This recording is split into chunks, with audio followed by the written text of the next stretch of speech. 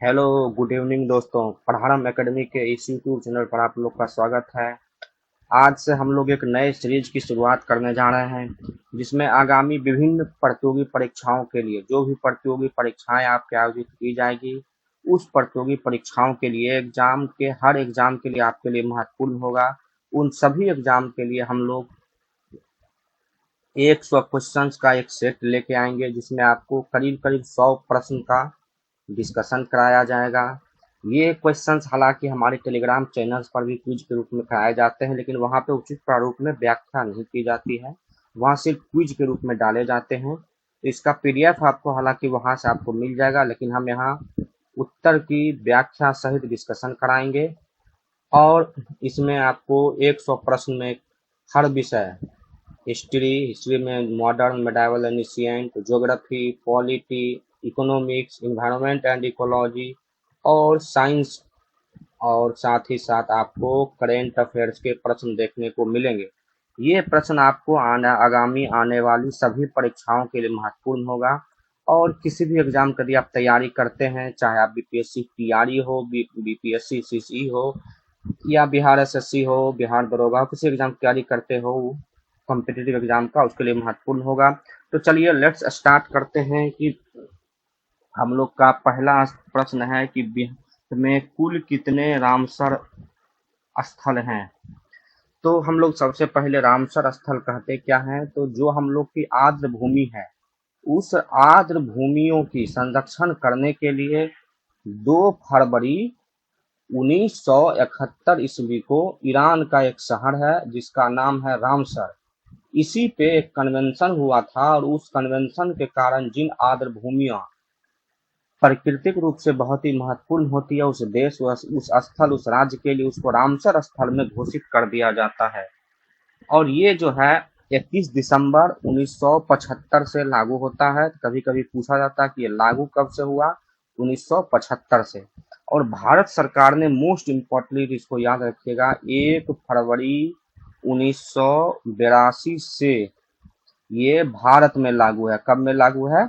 ये भारत में लागू है। इसको आप लोग याद रखिएगा, 1 फरवरी 1982 से ये भारत में लागू है। आर्द्र भूमियों के संरक्षण के लिए किया जाता है।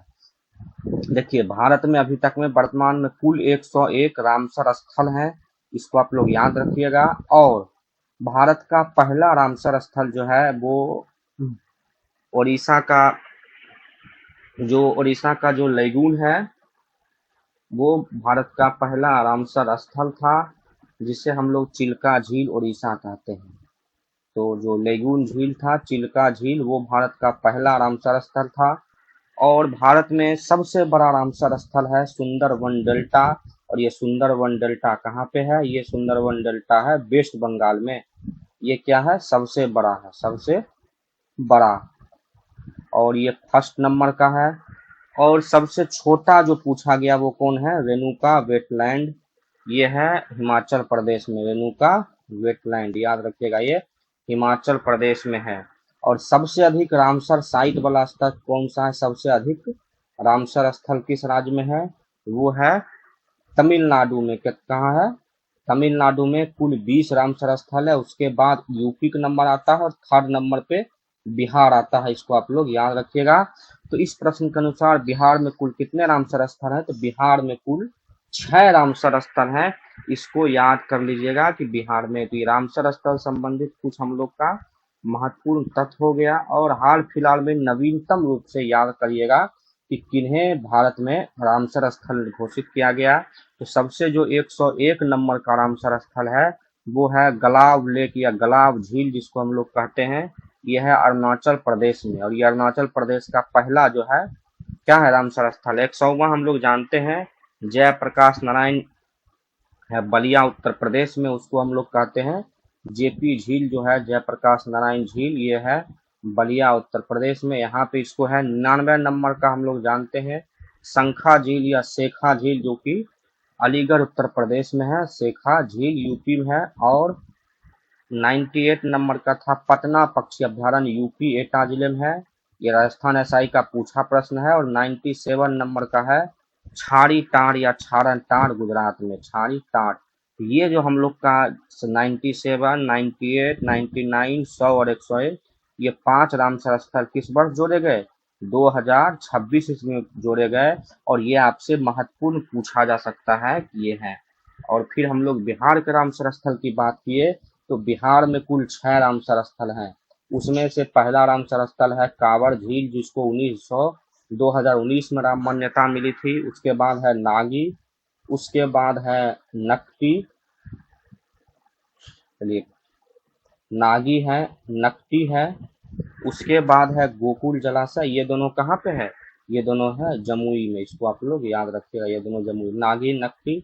उसके बाद गोकुल जलाशय, ये है आप लोग का बक्सर जिला में।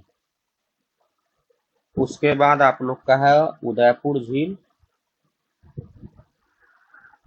ये है पश्चिमी चंपारण में, वेस्ट चंपारण में। और ये उदयपुर झील जो है, इसके चारों ओर जो है जामुन के पेड़ हैं, और इसलिए इसको जो है उदयपुर झील को कहा जाता है कि इसकी पानी पीने से डायबिटीज की समस्या खत्म हो जाती है, कम हो जाती है।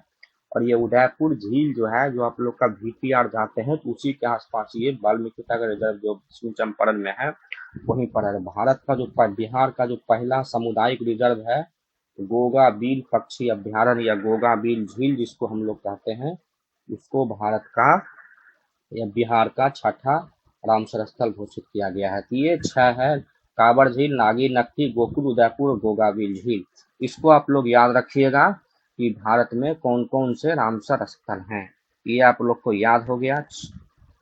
चलिए हम लोग आगे देखते हैं। हम लोग का अगला महत्वपूर्ण प्रश्न है, पटना हाईकोर्ट की स्थापना कब हुई थी? हम लोग जानते हैं भारतीय संविधान का अनुच्छेद 214 से लेके 214, 15, 16 में सुप्रीम हाई कोर्ट का स्टेट में हाई कोर्ट के गठन की बात की गई है। आर्टिकल 214 कहता है राज्य का एक हाई कोर्ट होगा, और आर्टिकल 215 कहता है कि आर्टिकल 215 के हाई कोर्ट क्या होगा? एक जो है अभिलेख न्यायालय होगा। और आर्टिकल 216 कहता है कि राज्यों में एक जो है हाई कोर्ट होगा। ये बात कहता है, जान लीजिए। हाईकोर्ट का गठन संसद द्वारा किया जाता है, और वर्तमान में भारत में कुल 25 हाईकोर्ट है। देश में एक सुप्रीम कोर्ट है, जिसकी हाल फिलहाल में न्यायाधीशों की संख्या 33 से 37 कर दी गई, और एक CGI सहित कुल 38 मुख्य न्यायाधीश भारत में हो गए। हाईकोर्ट का गठन जो है संसद के द्वारा एक कानून द्वारा किया जाता है, और इसमें भारत में कुल 25 जो है अभी वर्तमान में हाईकोर्ट है। इसको आप लोग याद रखिएगा। सबसे मोस्ट हाल फिलहाल में भारत में जो जम्मू एंड कश्मीर हाईकोर्ट है, इसका एक बेंच स्थापित करने का निर्णय लिया गया है लद्दाख में। इसको आप लोग याद रखिएगा, कहाँ पे बेंच स्थापित करने के लिए निर्णय लिया गया है? लद्दाख में। तो ये 25। और भारत के जो न्यायाधीश होते हैं, हाईकोर्ट के न्यायाधीश, इस न्यायाधीश का नियुक्ति जो होता है वो होता है कॉलेजियम प्रणाली के तहत। और कॉलेजियम प्रणाली के तहत 1+4 यानी 1 भारत के CGI होते हैं, और 4 अन्य वरिष्ठतम न्यायाधीश मिल के एक जो है व्यक्ति का नाम जो है वो भारत के राष्ट्रपति को भेजते हैं, और राष्ट्रपति इन्हीं नामों में से किसी एक को उस न्यायालय का न्यायाधीश नियुक्त करते हैं। तो पूछेगा कि हाईकोर्ट के न्यायाधीश की नियुक्ति कौन करते हैं? तो राष्ट्रपति कहते हैं। किस अनुच्छेद ये नियुक्ति कौन करते हैं? राष्ट्रपति करते हैं। उसके बाद पूछा जाता है कि राज्यों में हाईकोर्ट का गठन कौन करता है? संसद करता है कानून बना के। भारत में कितने हाईकोर्ट हैं? तो कुल 25 हाईकोर्ट हैं भारत में, याद रखिएगा। न्यायाधीशों के जो नियुक्ति होती है उसके लिए कौन प्रणाली है? कॉलेजियम प्रणाली है, जिसमें एक जो है मुख्य न्यायाधीश भारत के CGI और 4 अन्य वरिष्ठतम न्यायाधीश मिला के इसको बनाया जाता है।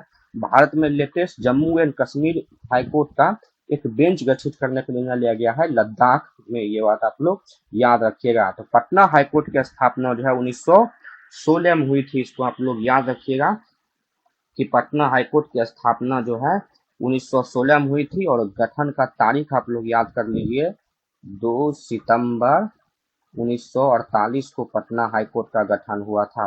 और हाल फिलहाल में जो है पटना हाईकोर्ट के कई सारे न्यायाधीश लगातार बदलते रहे, और कई सारे को कार्यवाहक राष्ट्रीय न्यायाधीश के रूप में नियुक्त किया गया। वर्तमान में 48 नंबर के जो न्यायाधीश हैं वो हैं न्यायमूर्ति मीनाक्षी मदन राय। याद रखिए कौन है? मीनाक्षी मदन राय। तो आप लोग को एक प्रश्न में इतने सारे कॉन्सेप्ट क्लियरिटी कर दिए। देखिए आप, अगला प्रश्न हम लोग का है कि तारों के जन्मस्थली को क्या कहा जाता है, मतलब ब्रह्मांड की नर्सरी कहा जाता है। देखिए हाल फिलहाल में ब्रह्मांड में बहुत सारे गैस के, प्लस धूल कण के तत्व होते हैं।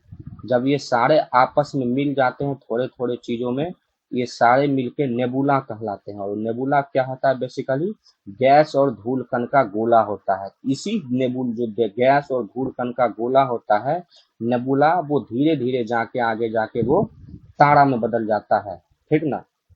और जब कोई एक विशाल तारा जो है बनता है तो इसके पास स्वयं का प्रकाश होता है। इसकी उत्पत्ति, मतलब जब इसका जो गुण होता है, इसका स्वयं का प्रकाश होता है। इसका एक निश्चित पाथ होता है, जिसके ये अपने पाथ पे जो है पृथ्वी की जो सूर्यमंडल है सौर, उसके आसपास ये निश्चित पाथ में दीर्घवृत्ता पाथ पे चक्कर लगाते रहता है। और हर ग्रह जो है अपने अक्ष पे कुछ न कुछ मात्रा में लेटे रहता है। कुल 8 ग्रह की पहचान की गई है। बुध है, फिर शुक्र है, फिर पृथ्वी है, तब मंगल है, तब बृहस्पति है, तब शनि है, तब अरुण है, और तब वरुण है। ये ग्रह है 8 ग्रह, ये दूरी के क्रम के हिसाब से है। सबसे भारी ग्रह जो है बृहस्पति है, सबसे ज्यादा घनत्व पृथ्वी का है, सबसे कम घनत्व शनि का है, सबसे अधिक उपग्रह वाला ग्रह बृहस्पति है, सबसे दूर का वरुण है, सबसे नजदीक का बुध है, भोर या सांझ का तारा शुक्र को कहा जाता है, पृथ्वी की बहन शुक्र को कहा जाता है, नीला ग्रह पृथ्वी को कहा जाता है, और पृथ्वी का सबसे ऊंचा यानी विश्व का सबसे ऊंचा पर्वत शिखर मैक्स ओलंपिया मंगल ग्रह पे उपस्थित है। मंगल ग्रह और बृहस्पति ग्रह के बीच में कुछ कुछ छोटे टुकड़े पाए जाते हैं, जिसको हम लोग एस्टेरॉयड कहते हैं। क्या कहते हैं, एस्टेरॉयड कहते हैं। इसको आप लोग याद रखिएगा कि एस्टेरॉयड कहते हैं, जो कि कहाँ पाए जाते हैं, छोटे छोटे बृहस्पति और शनि मंगल ग्रह के बीच का।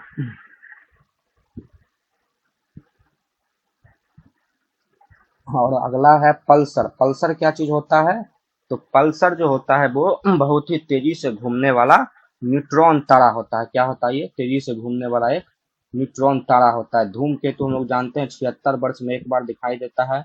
इसकी भी पूछ जो होती है वो गैस के धूल कण से बनी होती है। जब ये सूर्य के नजदीक होते हैं, इसका धूल कण जो है पृथ्वी के पीछे हो जाता है, मतलब सूर्य से दूर हो जाता है। ये सारे हम लोग का हुआ क्या चीज, तारों के, हमारा सूर्य ब्रह्मांड के बारे में ये बात है। ब्रह्मांड की उत्पत्ति के लिए महाविस्फोट का सिद्धांत माना जाता है, और कहा जाता है कि 13.5 अरब वर्ष जो है वो ब्रह्मांड का विस्फोट हुआ, और 4.5 अरब वर्ष जो है पूर्व पूर्व में ये पृथ्वी का जन्म हुआ। तो ये दोनों आपसे पूछा जा सकता है, इसको आप लोग याद रखिएगा। WTO वर्ल्ड ट्रेड ऑर्गेनाइजेशन 1999 तक एक संस्था थी, गैट जनरल, ये ट्रेड पर एग्रीमेंट होता था। फिर जो है 1 जनवरी 1999 को विश्व के स्तर पे व्यापार को बेहतर बनाने के लिए जो है आप लोग का वर्ल्ड ट्रेड ऑर्गेनाइजेशन WTO का गठन किया गया था। इसमें कुल 164 मेंबर हैं, और 164वां मेंबर जो है तिमोर लिस्टे इसमें बना है, और इसका हेडक्वार्टर जो है जेनेवा में है। इसको आप लोग याद रखिएगा। और इसका हाल फिलहाल में मत्स्य सब्सिडी जो नियम था कि अवैध मत्स्य पालन के खिलाफ जो है कौन कौन से देश जो है वो अवैध मत्स्य पालन पर ज्यादा सब्सिडी नहीं देंगे, उसका नवीनतम सदस्य जो है वो भारत बना है। आप लोग अगला है कि किस नदी को ऋग वैदिक काल में आर्थिक महत्व के कारण हिरण्ययी नाम दिया जाता है। तो हिरण्ययी नाम दिया जाता था सिंधु नदी की, जिसका उत्पत्ति जो है तिब्बत में होती है, और ये भारत बहते हुए जाके पाकिस्तान में मिलती है। भारत का जो उत्तरी भारत में, ये भारत से होकर बहने वाली सबसे बड़ी नदी है, इसको आप लोग याद रखिएगा। और सिंधु की सबसे बड़ी सहायक नदी झेलम नदी है, इसको भी आप लोग अपने याद रखिएगा। तो प्राचीन आर्थिक महत्व के कारण इस नदी को क्या कहा जाता था, हिरण्ययी कहा जाता था। वितास्ता, झेलम का नाम है वितास्ता, झेलम नदी का नाम है। परुसनी हम लोग रावी नदी को कहते हैं। तो ये हम लोग का हो गया कि किस नदियों का प्राचीन समय में हिरण्मयी कहा जाता था। तो सिंधु को सिंधन, वितास्ता झेलम को कहा जाता था। परुशनी जो नाम था वो रावी का नाम था, इसको हम लोग याद रखते हैं। उसके बाद वितास्ता देख ली। अस्किनी जो है ये प्राचीन समय आपसे पूछा जाता है, अस्कनी किसका नाम है? तो अस्कनी चिनाब का नाम है। और बीपीएससी का पूछा हुआ सदा नीरा किसका नाम था? गंडक का। सतुद्री कहा जाता था सतलज नदी को, इसको आप लोग याद रखिएगा। और बिपाशा कहा जाता था ब्यास नदी को, इसको आप लोग याद रखिएगा। और यमुना का प्राचीन नाम कहा जाता है कालिंदी। सबसे प्राचीन अथी सबसे पवित्र नदी कौन है? पवित्र नदी कौन थी? ये थी, ठीक ना। ये हम लोग का हो गया, तो ये हम लोग देख लिए।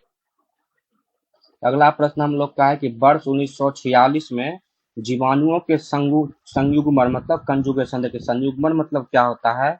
एक जीवाणु इधर और एक जीवाणु उधर है, ये दोनों जीवाणु जब सीधे संपर्क के माध्यम से अनुवांशिक गुणों का आदान प्रदान करते हैं, यानी डीएनए का आदान प्रदान करते हैं, इसको कंजुगेशन कहा जाता है, ठीक ना। तो इसको आप लोग याद रखिएगा।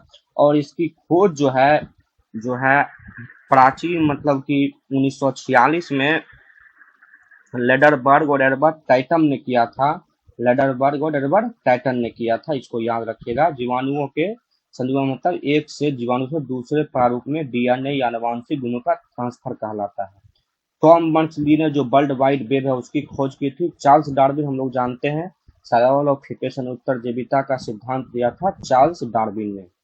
अगला है पर्यावरण प्रदर्शन। पर्यावरण प्रदर्शन सूचकांक 2026 में भारत का रैंक कौन रहा? तो 176, याद रखिएगा। कुल 177 देश था। ये सूचकांक जो है येल विश्वविद्यालय द्वारा जारी किया जाता है। और येल विश्वविद्यालय द्वारा जारी इस रैंकिंग के अनुसार भारत को जो है 176 स्थान मिला है और कुल 177 देश हैं।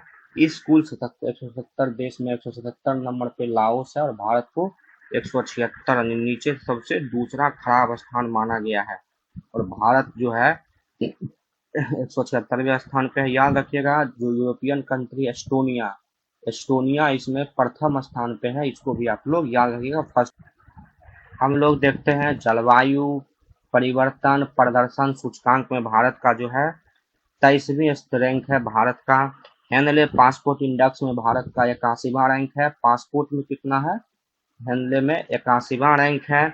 हम लोग देखते हैं कि भारत का जो वर्ल्ड प्रेस फ्रीडम इंडेक्स है, भारत का प्रेस फ्रीडम इंडेक्स, इसमें भारत का रैंकिंग जो है 156वां नंबर पे है। अगला हम लोग का है कि जो ग्लोबल इनोवेशन इंडेक्स है जो कि WIPO वर्ल्ड इंटेलेक्चुअल प्रॉपर्टी द्वारा जारी किया जाता है, उसमें भारत 38वें नंबर पर है 139 देशों की लिस्ट में। जो हमारा ग्लोबल हंगर इंडेक्स है उसमें भूख वाले में हम 102वें स्थान पे है। जो हम लोग का कम्पिटिटिवनेस है वैश्विक प्रतिस्पर्धा सूचकांक, हम लोग जो है उसमें 44वें स्थान पे है 70 देशों में, इसको याद रखिएगा। जो हम लोग का शांति वाला सूचकांक है, शांति हम लोग 127 नंबर पे है। प्रेस फ्रीडम इंडेक्स में प्रेस में हम लोग कितने नंबर पे है? 100, पिछले साल 56 पे थे, इस बार और नीचे गिर गए हो 57 पे हो गए हैं। हम लोग का जो फायर पावर इंडेक्स है उसमें हम लोग चौथे नंबर पे है, इसको आप लोग याद रखिएगा। मानव विकास सूचकांक जो UNDP है उसमें हम लोग मानव विकास सूचकांक में 94th नंबर पे है। कितनी चीजें आप लोग याद रखिएगा, मोस्ट इम्पॉर्टेंट। अगला है भारत का ग्लासगो राष्ट्रमंडल खेल में भारत के लिए पहला पदक किसने जीता था? तो राष्ट्रमंडल खेल हम लोग जानते हैं इस बार ग्लासगो राष्ट्रमंडल खेल जो है भारत का वो इंग्लैंड स्कॉटलैंड के ग्लासगो में आयोजित किया गया था।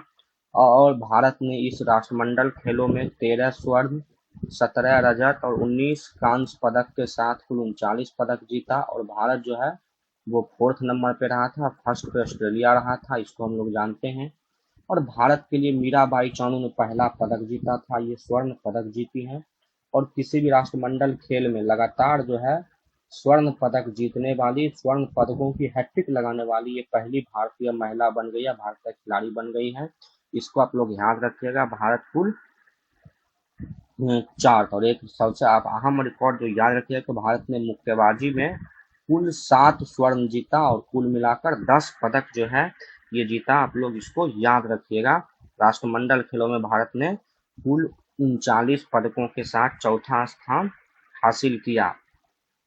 चलिए अगला हम लोग का प्रश्न है, ये इसको हम लोग ने देख लिया। हाल ही में नीरजा पुरजा, ये नीरजापुर, इसको ये पर्वतारोही था, इनका हाल फिलहाल में निधन हो गया है, इसको आप लोग याद रखिएगा। ऑपरेशन वज्र, जो भारत का नारकोटिक्स कंट्रोल ब्यूरो, जिसको नारकोटिक कंट्रोल ब्यूरो कहा जाता है, इन्होंने जो है संगठित रूप से जो संगठित ड्रग्स तस्करी होता है, ड्रग्स तस्करी जिसमें अफीम, गांजा, चरस आता है, ये सबको हम लोग को खिलाफ ऑपरेशन वज्र चलाया था नारकोटिक्स कंट्रोल ब्यूरो। देखिए भारत का जो ये वाला इलाका है, इधर जो ईरान, इधर जो म्यांमार, लाओस और कंबोडिया है, इधर ईरान, अफगानिस्तान और पाकिस्तान है, इसको ड्रग्स कंसेट, ट्रायंगल कंसेट और ये तीन जो दोनों इलाका है, इसको कहा जाता है ड्रग्स का क्षेत्र।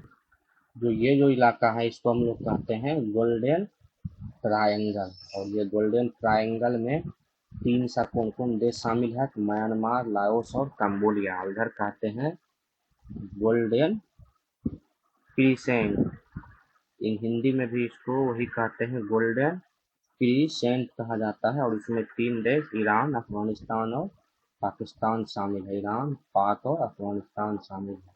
तो भारत ड्रग्स तस्करी के विश्व के बड़े एरिया में पाया जाता है, इसलिए यहाँ पे बहुत बड़ी मात्रा में ड्रग्स जो है सप्लाई होता है। और भारत को जो राजस्व खुफिया निदेशालय है, बीएसएफ है, ये सारे जो है मिल के भारत में जो है ड्रग्स के खिलाफ सूची अभियान चलाता है।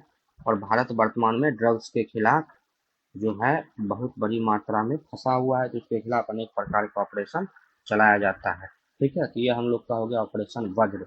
हम लोग जानते हो ऑपरेशन स्वदेश चलाया गया था, ईरान में जो तनाव हुआ था, तो 2026 के जनवरी में ऑपरेशन स्वेज चलाया गया था ईरान से लाने के लिए भारतीयों को। ऑपरेशन एपिक थ्योरी चलाया गया था संयुक्त राज्य अमेरिका और तथा इजराइल द्वारा ईरान पर। ऑपरेशन एब्सोल्यूट रिजॉल्व हम लोग जानते हैं, जो वेनेजुएला एब्सोल्यूट रिजॉल्व ये चलाया गया था अमेरिका द्वारा, यूएसए द्वारा। किस पे चलाया गया था? ईरान के जो राष्ट्रपति, वेनेजुएला के जो राष्ट्रपति थे, उनको गिरफ्तार करने के लिए चलाया गया था। ये हम लोग का ऑपरेशन एब्सोल्यूट रिजॉल्व, इसको आप लोग याद रखिएगा।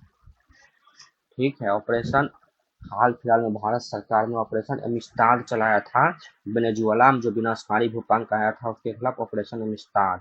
ऑपरेशन सिंदूर जानते ही हैं, जो पहलगाम आतंकी हमला था उसके खिलाफ पाकिस्तान में। अमरनाथ यात्रा की सुरक्षित वापसी के लिए ऑपरेशन शिव चलाया गया था। तुर्की में जो हुआ था उसके लिए ऑपरेशन दोस्त। म्यांमार में भूकंप के लिए ऑपरेशन ब्रह्मा। और यूक्रेन में फंसे आदमियों के लिए भारत में जो है ऑपरेशन गंगा। ये हम लोग का हो गया कुछ 2025-26 के प्रमुख ऑपरेशन।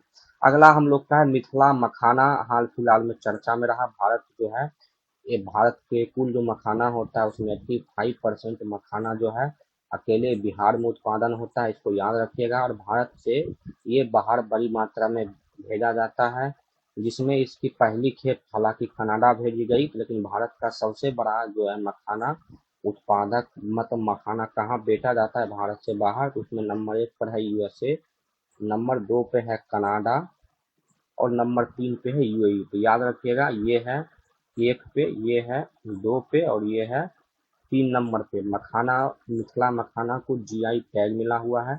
और मखाना अनुसंधान केंद्र जो स्थापित करने का निर्णय लिया गया है, वो लिया गया है पूर्णिया में, भारत सरकार द्वारा स्थापित किया जाएगा। इसका आंसर हम लोग का हो गया कनाडा।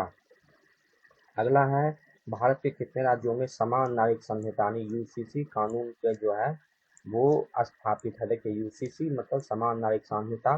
जैसे भारत में सभी प्रकार के क्रिमिनल लॉ जो होता है सीआरपीसी, तो भारत में सभी प्रकार के सीआर, जैसे आप किसी का अपराध में किसी का आप मर्डर करते हैं, किसी का डकैती करते हैं, किसी का रेप किए, किसी का धन संपत्ति लूट लिए, इन सब के लिए भारत में एक प्रकार का कानून जिसके लिए अब भारत में बीएनएस और बीएनएसएस लागू किया गया। हम लोग इसको जानते हैं, बीएनएसएस है और बीएनएस है, भारतीय नागरिक सुरक्षा संहिता और भारतीय न्याय संहिता, ये लाया गया है। लेकिन भारत में जो कानून होता है, जैसे किसी को गोद लेना है, किसी को गोद लेने का कानून हो गया, संपत्ति बंटवारा का कानून हो गया, तो इन संपत्ति बंटवारा, गोद लेना, संपत्ति हस्तांतरण, ये सारे विवाह, तलाक, इन सब के लिए भारत में अलग अलग धर्मों के अलग कानून, जैसे हिंदू में हिंदू विशेष विवाह अधिनियम 1955-56 है, ईसाई में ईसाई विवाह अधिनियम 1872 है, सरिया कानून 1937 का है मुस्लिमों के लिए। तो ये सारे कानून अलग अलग धर्म के अलग रूप से है। तो ये सब कानून की वजह से भारत में एक समान कानून प्रक्रिया नहीं होती है।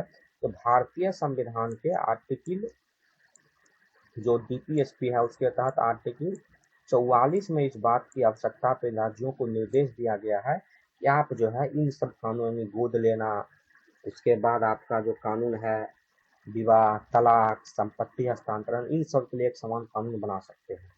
जब भारत गुलाम था तो उस समय भारत में पुर्तगाल के समय पुर्तगाल ने गोवा में जो है भारत में एक समान कानून लागू किया था। उसके बाद आज़ादी के बाद लंबा समय हुआ, उसके बाद उत्तराखंड, ठीक ना, उसके बाद गुजरात, उसके बाद असम, ये 3 राज्य हो गया और एक मिला हो गया गोवा। ये 4 राज्य में भारत में जो है क्या है, समान नागरिक संहिता कानून लागू है। पूछेगा आज़ादी के बाद भारत में सबका पहला कहाँ लागू हुआ था, तो वो होगा उत्तराखंड में। कहाँ हुआ था, उत्तराखंड में। और हाल फिलहाल में भी 2 राज्य जो है, एक है एमपी विधानसभा ने और एक है राजस्थान विधानसभा ने भी इन सब के लिए अपनी समिति गठित कर दिया गया है। याद रखिएगा, इन तीनों राज्यों में गठन करने के लिए रंजना प्रकाश देसाई की कमेटी गठित, रंजना प्रकाश देसाई समिति का गठन किया गया था, इसको भी आप लोग याद रखिएगा। और ये तीनों के राज्यों में सबसे मेन मुद्दा था एससी और एसटी। तो इसमें एससी को जो है याद रखें, तो एसटी को अनुसूचित जनजाति है, ये जनजाति को यूसीसी से बाहर रखा गया, उनका जो अपना धार्मिक कानून है उसको वो लोग मान सकते हैं। अगला करंट अफेयर्स है, हाल फिलहाल में किस राज्य ने कृषि को उद्योग का दर्जा दिया है। जैसे हम लोग पढ़ते हैं ना इकोनॉमिक्स में, फर्स्टली, सेकेंडली, फर्स्ट, सेकेंड और थर्ड। तो फर्स्ट सेक्टर में हम लोग पढ़ते हैं प्राथमिक क्षेत्र, जिसमें आप लोग कृषि, खनन उत्खनन की चर्चा करते हैं, इसमें विनिर्माण की बात होती है, जिसमें उद्योग धंधे की बात होती है, और इसमें सेवा क्षेत्र की बात होती है। लेकिन कृषि जो प्राथमिक क्षेत्र का था, अब उसको उद्योग का दर्जा दिया गया है। इससे होगा क्या कि जैसे कोई भी आप लोन अप्लाई कीजिए, जैसे आप ऋण अप्लाई करते हैं, तो ऋण अप्लाई करते हैं कृषि के लिए अप्लाई कीजिए, उद्योग के लिए अप्लाई कीजिए, तो भारत में ऐसा है उद्योगपतियों को पहला ऋण मिल जाता है। इसको बढ़ाने के लिए भारत सरकार ने जो है ये महाराष्ट्र ने कृषि को उद्योग का दर्जा दिया है, इसको आप लोग याद रखिएगा। अगला है, हाल फिलहाल में किस राज्य सरकार ने तीसरे और चौथे बच्चे को जन्म पे 30,000 और 40,000 रुपया देने की घोषणा की है, वो है आंध्र प्रदेश सरकार ने। भारत में ऐसे भी ऑलरेडी जन्म दर, मतलब जब देखिए किसी भी जनसंख्या का जो 3 चरण होता है, पहले यहाँ पे हुआ हाई जन्म दर और हाई मृत्यु दर, फिर उच्च जन्म दर, निम्न मृत्यु दर, फिर निम्न जन्म दर, निम्न मृत्यु दर। ये 3 स्थिति के बाद जनसंख्या जब घटने लगती है, तो वहाँ का जनसंख्या जब घटने लगती है तो वहाँ शिक्षा, स्वास्थ्य, मानव संसाधन के रूप में जो स्थिति होती है कि हम मानव को संसाधन के रूप में प्रयोग करें उत्पादन संसाधनों में, कृषि में, तो आबादी घटने लगती है। तो भारत में जब विश्व के स्तर पे किसी भी राज्य की जनसंख्या या प्रजनन दर 2.1% रहे, यानी 2.1 रहे, तो उसको हम लोग प्रजनन प्रतिस्थापन दर कहते हैं। जब इससे गिरने लगता है तो उसको हम लोग कहते हैं जनसंख्या में गिरात्मक गिरावट आ रही है। तो भारत में जो दक्षिण के राज्य हैं, आंध्र प्रदेश, तमिलनाडु, तेलंगाना, कर्नाटक, केरल, इन सब में ये जन्म दर 2.1 से घटने लगा है, और इस लोग को ऋणात्मक प्रजनन दर कहते हैं। तो बच्चों के जन्म दर को बढ़ाने के लिए कहा कि पहले ही दूसरे बच्चे पे जो है आंध्र प्रदेश में 25,000 रुपया दिए जा रहे थे, अब तीसरे और चौथे बच्चे पे क्रमशः 30,000 और 40,000 रुपया दिए जाएंगे, घोषणा आंध्र प्रदेश सरकार ने की है। ये आप लोग याद रखिएगा। मोस्ट इम्पोर्टेंट अगला है कि हम लोग का कि हाल फिलहाल में भारत के 4 राज्यों में चुनाव हुआ, इसमें एक और था पुदुचेरी। ये 5 राज्यों में चुनाव हुए भारत में, पश्चिम बंगाल, असम, केरल और तमिलनाडु और पुदुचेरी में चुनाव हुए। यहाँ पे 30 लोकसभा सीट थी। पश्चिम बंगाल में 294, असम में 126, केरल में 145 की जगह 140 और तमिलनाडु में 234। यहाँ पे बीजेपी ने सरकार बनाई। यहाँ पे जो है शुभेंदु अधिकारी सीएम बने। असम में हेमंत बिस्वा शर्मा जी, केरल में कांग्रेस और यूडीएफ के वी डी सतीशन बने, तमिलनाडु में विजय थालापति बने और पुदुचेरी में एन रंगास्वामी सीएम बने। ये हम लोग का हो गया कहाँ पे कितनी विधानसभा का है। ये करेंट अफेयर्स के साथ साथ आपका पॉलिटी का स्टेटिक्स का पार्ट भी है, आपको याद रखना पड़ेगा। और किसी भी विधानसभा में अधिकतम लोकसभा की विधानसभा की 500 सीट हो सकती है और सबसे कम 60 हो सकती है, लेकिन कहीं कहीं अब बाद में 30 से भी 35 32 भी सीट है। इसको आप लोग याद रखिएगा। थॉमस कप हम लोग जानते हैं 2 कप होता है, वो होता है उबेर कप और थॉमस कप, ठीक ना। ये दोनों किसका कप है? तो ये दोनों कप है बैडमिंटन का। इसको आप लोग याद रखें। उबेर कप है महिलाओं का, हर 2 साल में एक बार होता है। ये द्विवार्षिक है। क्या है? द्विवार्षिक है। और जो थॉमस कप है ये है पुरुषों का। इसको आप लोग इतना चीज याद रखिएगा। इस साल दोनों का आयोजन जो है वो हुआ इंडोनेशिया में। कहाँ हुआ? इंडोनेशिया में। और इसका यहाँ पे लिखा है प्रत्येक वर्ष, तो इसका गलत है। इस 2026 में थॉमस कप का खिताब जो है किसने जीता? तो थॉमस कप जीता चीन ने, और महिलाओं वाला किसने जीता? जीता दक्षिण कोरिया ने। इसको आप लोग याद रखिएगा। और भारत ने इस पदक में प्रतियोगिता में जो है नहीं, रजत पदक की जगह भारत ने यहाँ पे कांस्य पदक जीता था। और याद रखिएगा भारत 2022 के थॉमस कप का विजेता रहा था। ये भी आप लोग याद रखिएगा। ये हम लोग का बैडमिंटन के संबंधित प्रमुख ट्रॉफी हो गई है, थॉमस कप और उबेर कप। और एक प्रश्न इससे आपसे पूछा जाता है। हाल जो भारत के हम लोग जानते हैं, जो आप लोग सुने होंगे, नीला सैनिक या ब्लू मिलिट्री जिसको हम लोग कहते हैं, नीला टोपी। तो जो यूनाइटेड नेशन का जो शांति यानी पीस कीपिंग फोर्स होता है, ये विश्व के अनेक देशों में जाके क्या करती है? शांति सद्भावना पेश करने का प्रयास करती है। जैसे डेमोक्रेटिक रिपब्लिक ऑफ कांगो हो गया, सूडान हो गया। इन सब देशों में यूनाइटेड नेशन की अस्थायी शांति सेना रहती है। और ये सेना दुनिया के विभिन्न देशों की सेना से मिलकर बना होता है। इसमें किसी एक देशों की सेना नहीं होती। तो भारत की सेना जो यहाँ काम कर रही है, तो वहाँ पे मेजर अभिलाषा बराक को military general advocate of the year का पुरस्कार मिला है। इसको आप लोग याद रखिएगा। भारत की प्रथम महिला मुख्य न्यायाधीश कौन थी? भारत में याद रखिएगा अभी तक भारत की कोई भी चीफ जस्टिस ऑफ इंडिया नहीं बनी है सुप्रीम कोर्ट की। याद रखिएगा फातिमा बीबी जो है वो भारत की पहली न्यायाधीश बनी थी, ठीक ना। इसको आप लोग याद रखिएगा। ये किसी भी की मुख्य न्यायाधीश भारत में अभी तक नहीं बनी है।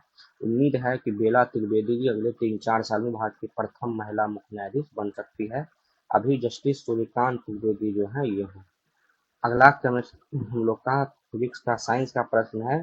फर्श का जो हम लोग टाइल्स बनाते हैं उसमें जो है किसका प्रयोग किया जाता है? एक पॉलीथीन है, इसके बारे में हम लोग जानते हैं कि आइसोप्रीन का बहुलक है। अगला है थर्मोप्लास्टिक, दूसरा है थर्मोसेटिंग प्लास्टिक और पीवीसी पॉलीविनाइल क्लोराइड इसको कहा जाता है। इसमें थर्मोसेटिंग प्लास्टिक जो 2 प्रकार का हुआ बैकेलाइट में, थर्मोसेटिंग प्लास्टिक और थर्मोप्लास्टिक। थर्मोसेटिंग प्लास्टिक हुआ कि सेटिंग कर, इसको एक बार जिस साइज में आप लोग दे दिए फिर दोबारा उसको उस साइज में आप लोग नहीं ला सकते हैं। और जो थर्मोप्लास्टिक होता है इसके साइज को आप लोग बार बार बदल सकते हैं, और ये दोनों बहुलक होते हैं। तो याद रखिएगा कि इसमें हम लोग थर्मोसेटिंग प्लास्टिक का उपयोग करते हैं और ये मजबूत होता है। बीपीएससी का पीआईटी या हीरा का औद्योगिक रूप से उत्पादन करने के लिए बीज के रूप में किसका प्रयोग किया जाता है? देखिए जब भी हम हीरा उद्योग में बात करते हैं तो हीरा बनाने के लिए जो बीज के रूप में प्रयोग किया जाता है वो क्लोराइड का प्रयोग किया जाता है। और उसी की सीबीडी जो प्रक्रिया होती है, वेपराइजेशन प्रक्रिया जो होती है, वेपर डिपोजिशन कहते हैं सीबीडी, इसी प्रक्रिया के द्वारा वेपर डिपोजिशन के द्वारा ग्रेफाइट के बीज से हीरा का इंडस्ट्रियल रूप से उत्पादन होता है। ऐसे तो हीरा जो है वो कोयला का या कार्बन का अपरूप होता है, और गहरे जो कोयला खदान होता है उस कोयला खदान में प्राकृतिक रूप से हीरा पाया जाता है। लेकिन जो एक औद्योगिक रूप से बनाया जाता है उसमें ग्रेफाइट का उपयोग करके बनाया जाता है। और याद रखिएगा, हीरा और ग्रेफाइट दोनों जो है कार्बन का अपरूप है। हीरा जो है विद्युत का कुचालक होता है और ये जो है विद्युत का सुचालक होता है, ठीक ना। और ये जो है मल्टी संरचना होता है, इसकी संरचना षटकोणीय होती है, इसको भी आप लोग याद रखिएगा। तो आपसे पूछा भी गया है बीपीएससी पीवाईक्यू में कि हीरा और ग्रेफाइट में, तो ये याद रखिएगा कि औद्योगिक रूप से उत्पादन प्रयोग होता है। ये दोनों कार्बन का प्रूफ है, ये कुचालक है, ये सुचालक है, इसको आप लोग याद रखें। यहाँ एंथ्रासाइट कोयला है, कोयला जो 4 ग्रुप होता है उसमें प्योर कोयला एंथ्रासाइट होता है, फिर बिटोमिनस, फिर लिग्नाइट और फिर पीट होता है। तो ये 4 प्रकार का कोयला होता है, आप लोग इसको याद रखिएगा, ठीक ना। और ग्रेफाइट का प्रयोग जो है वो पेंसिल का जो लीड होता है उसमें बनाने के लिए, बैटरी का जो छड़ होता है उसमें प्रयोग किया जाता है ग्रेफाइट का प्रयोग, इसको आप लोग याद रखिएगा। कौन सी सदिश राशि, हम लोग जानते हैं कि राशियां 2 प्रकार की होती है। राशि जो होती है वो 2 प्रकार की होती है, एक होती है सदिश और एक होती है अदिश। जिसमें मैग्नीट्यूड मतलब एम जो होता है मैग्नीट्यूड के साथ साथ निश्चित डायरेक्शन भी हो उसको सदिश कहते हैं। और जिसमें सिर्फ परिमाण हो यानी मैग्नीट्यूड हो, डायरेक्शन उसमें नहीं हो, उसको हम लोग अदिश राशि कहते हैं। सदिश राशि में जितना भी आप लोग वो वाला जैसे हो गया वेग, त्वरण, बल, विस्थापन, विद्युत घनत्व, ये सारा चीज, बल, वेग, त्वरण, ये सारे चीज होता है सदिश राशि। इसके बाद चाल है, दूरी है, विद्युत धारा है, ये सारा चीज आप लोग का क्या है अदिश राशि है, तो इसको आप लोग याद रखिएगा। तो विद्युत घनत्व जो है जिसको हम लोग आई बराबर कहते हैं जे अपॉन ए, ये इसका फॉर्मूला होता है। इसको I equal to J by A यानी J equal to I by I into A होता है, J equal to I by A होता है, इसको हम लोग विद्युत घनत्व कहते हैं, J equal to I by A. तो ये हम लोग का सदिश राशि है। देखिए अगला प्रश्न हम लोग का है मोस्ट इम्पोर्टेंट, सूक्ष्म जीव द्वारा कार्बनिक पदार्थ को तोड़ने की प्रक्रिया, मतलब कोई भी जब हम लोग कोई भी जीव जब मरता है या सड़ता गलता है तो वो अंतिम में कार्बनिक पदार्थ में टूट जाता है। हम लोग कहते हैं ना कि मिट्टी से जन्म लिया और मिट्टी में जाके मर गया, तो उसको प्रक्रिया को हम लोग अपघटन कहते हैं। मतलब जहाँ से जन्म लिया उसी में जाके मिलने की प्रक्रिया को अपघटन कहते हैं। तो ये जो अपघटन की प्रक्रिया है ये जो होता है वो सूक्ष्म जीवों द्वारा किया जाता है, इसको आप लोग याद रखिएगा।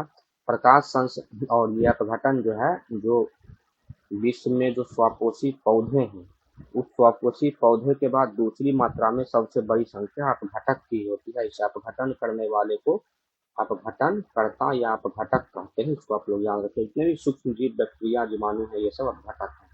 श्वसन सांस लेना और छोड़ना श्वसन कहलाता है, ये समाक्षेपीय क्रिया है। किण्वन जो है इसकी प्रक्रिया जो कि वायु की अनुपस्थिति में होता है। प्रकाश संश्लेषण जो है कार्बन डाइऑक्साइड, उसके मतलब ऑक्सीजन, कार्बन डाइऑक्साइड, जल और खनिज लवण की उपस्थिति में, सूर्य प्रकाश की उपस्थिति में जो क्लोरोफिल होता है उसके उपस्थिति में पौधे द्वारा भोजन बनाने की प्रक्रिया को प्रकाश संश्लेषण कहा जाता है, इसको आप लोग याद रखिएगा।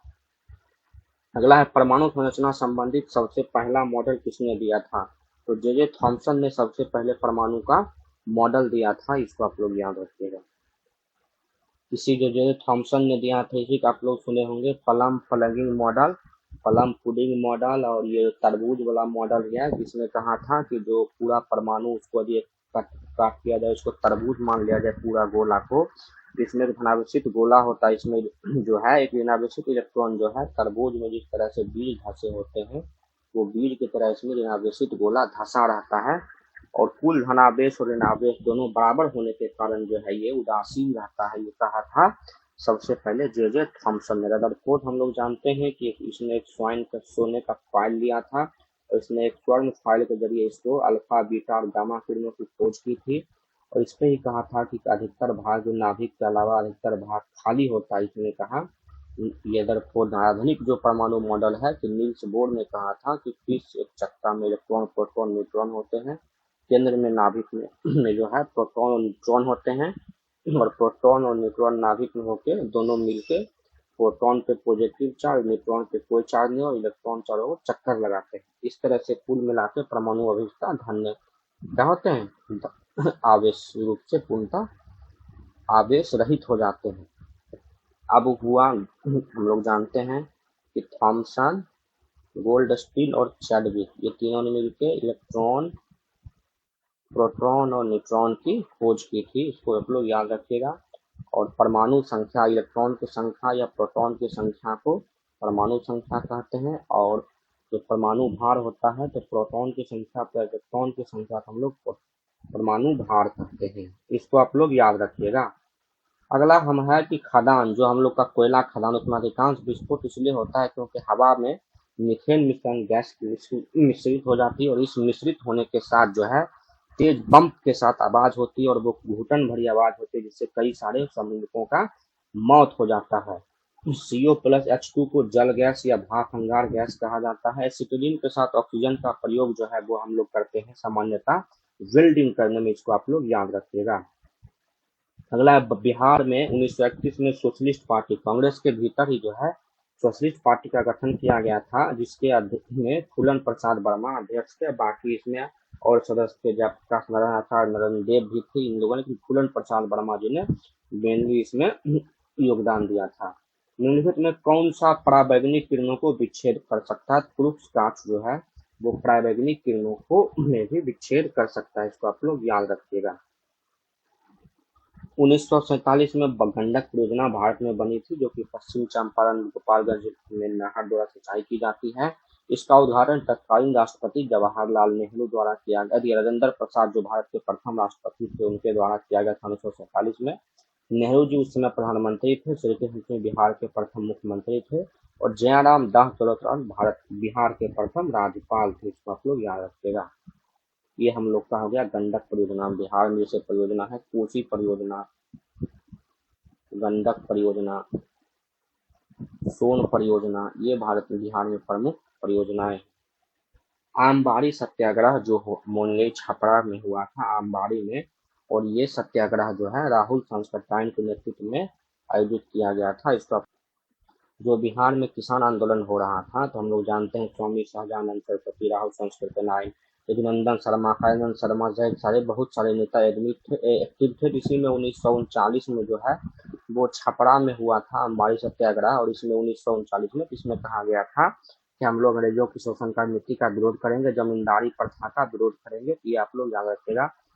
सदानंद सरस्वती जो है अखिल भारतीय किसान सभा के अध्यक्ष और गठन किए थे। बिहार प्रांतीय किसान सभा की गठन 1929 में इन्होंने ही किया था, इसको आप लोग याद रखिएगा। ठीक है, चलिए अगला हम लोग का है कि ये हम लोग को मिलाना है कि क्या चीज कहाँ में होता है। हम लोग जानते हैं प्रकाश संश्लेषण करने के लिए हम लोग को जो है किसी भी कंडीशन में हम लोग प्रकाश संश्लेषण क्लोरोप्लास्ट में ही करते हैं। तो हम लोग का ये प्रकाश संश्लेषण जो है एक का दो खनिज जो है उद्गरण, मतलब खनिज का जो ये प्रोटोप्लाज्म में होता है। श्वसन की प्रक्रिया सूत्र कणिका, इसको क्या कहते हैं, माइटोकॉन्ड्रिया में होता है। कोशिकांग कहाँ होते हैं? तो कोशिका के भीतर जो कोशिकांग होता है उसमें कौन सी प्रक्रिया होती है, ये। और प्रोटीन संश्लेषण का काम जो है वो राइबोसोम का कार्य कहा जाता है, इसलिए इसको प्रोटीन फैक्ट्री भी कहा जाता है। किसको? राइबोसोम को प्रोटीन की फैक्ट्री भी इसको कहा जाता है, इसको आप लोग याद रखिएगा। ये हम लोग का हो गया मिलान करने में, तो इसका 2 1 3 4 इसका सी आंसर हो जाएगा, इसको आप लोग याद रखिएगा। तो प्रकाश संश्लेषण, और याद रखिएगा हरित लवक जो होता है वो सिर्फ और सिर्फ पादप कोशिका में होता है, जंतु कोशिका में हरित लवक उपस्थित नहीं होते हैं, इसको आप लोग याद रखिएगा। अगला हम लोग का है 75वीं मिस वर्ल्ड प्रतियोगिता में भारत का प्रतिनिधित्व कौन करेगी। तो जो भारत की मिस इंडिया बनी है निकिता परिवाल, ये निकिता परिवाल जी है जो भारत की 75वीं मिस इंडिया में प्रतिनिधित्व करेगी। और 75वीं मिस वर्ल्ड जो है वो होगा वियतनाम में। कहाँ होगा? वियतनाम में होने जा रहा है। और पिछली बार जो 74वीं मिस वर्ल्ड बनी थी वो बनी थी फातिमा बॉस, इसको आप लोग याद रखिएगा। अगला है बिहार में विंध्य क्रम की चट्टानें कहाँ पाई जाती है। जैसे कि चट्टानों का जो हम लोग प्राचीन से क्रम कर देते हैं, तो वो होता है आर्कियन, धारवाड़, उसके बाद विंध्य, उसके बाद कुडप्पा। तो ये आर्कियन, धारवाड़, विंध्य और कुडप्पा क्रम की चट्टानें पाई जाती हैं। तो जो भारत में बिहार में जो आर्कियन क्रम की चट्टानें हैं वो पाई जाती है, जो मुंगेर के जो बिहार, जैसे ये मैप आप लोग देखते हैं, मैप के जरिए इसको आप समझ लीजिए, आप लोग इसको कभी नहीं भूलिएगा। जो देखिए सबसे पहले ये जो हिमालय का तराई इलाका है, इस तराई इलाका में नवीन प्रकार के जो वलित पर्वत है, हिमालय का ये गिरिपाद इलाका है, जिसको हम लोग लघु हिमालय या बा हिमालय शिवालिक श्रेणी कहा जाता है। ये शिवालिक श्रेणी पाया जाता है बिहार के हिमालय के नजदीक वाले इलाके में, पश्चिमी और पूर्वी चंपारण के कुछ भाग में। जो हम लोग का कैमूर और रोहतास का इलाका है, हम लोग जानते हैं कि विंध्य श्रेणी जो है मध्य प्रदेश उत्तर प्रदेश होते हुए बिहार के कैमूर तक फैला हुआ है विंध्य श्रेणी। ये विंध्य श्रेणी कैमूर और रोहतास के इलाके में पाया जाता है, विंध्य श्रेणी, ठीक ना।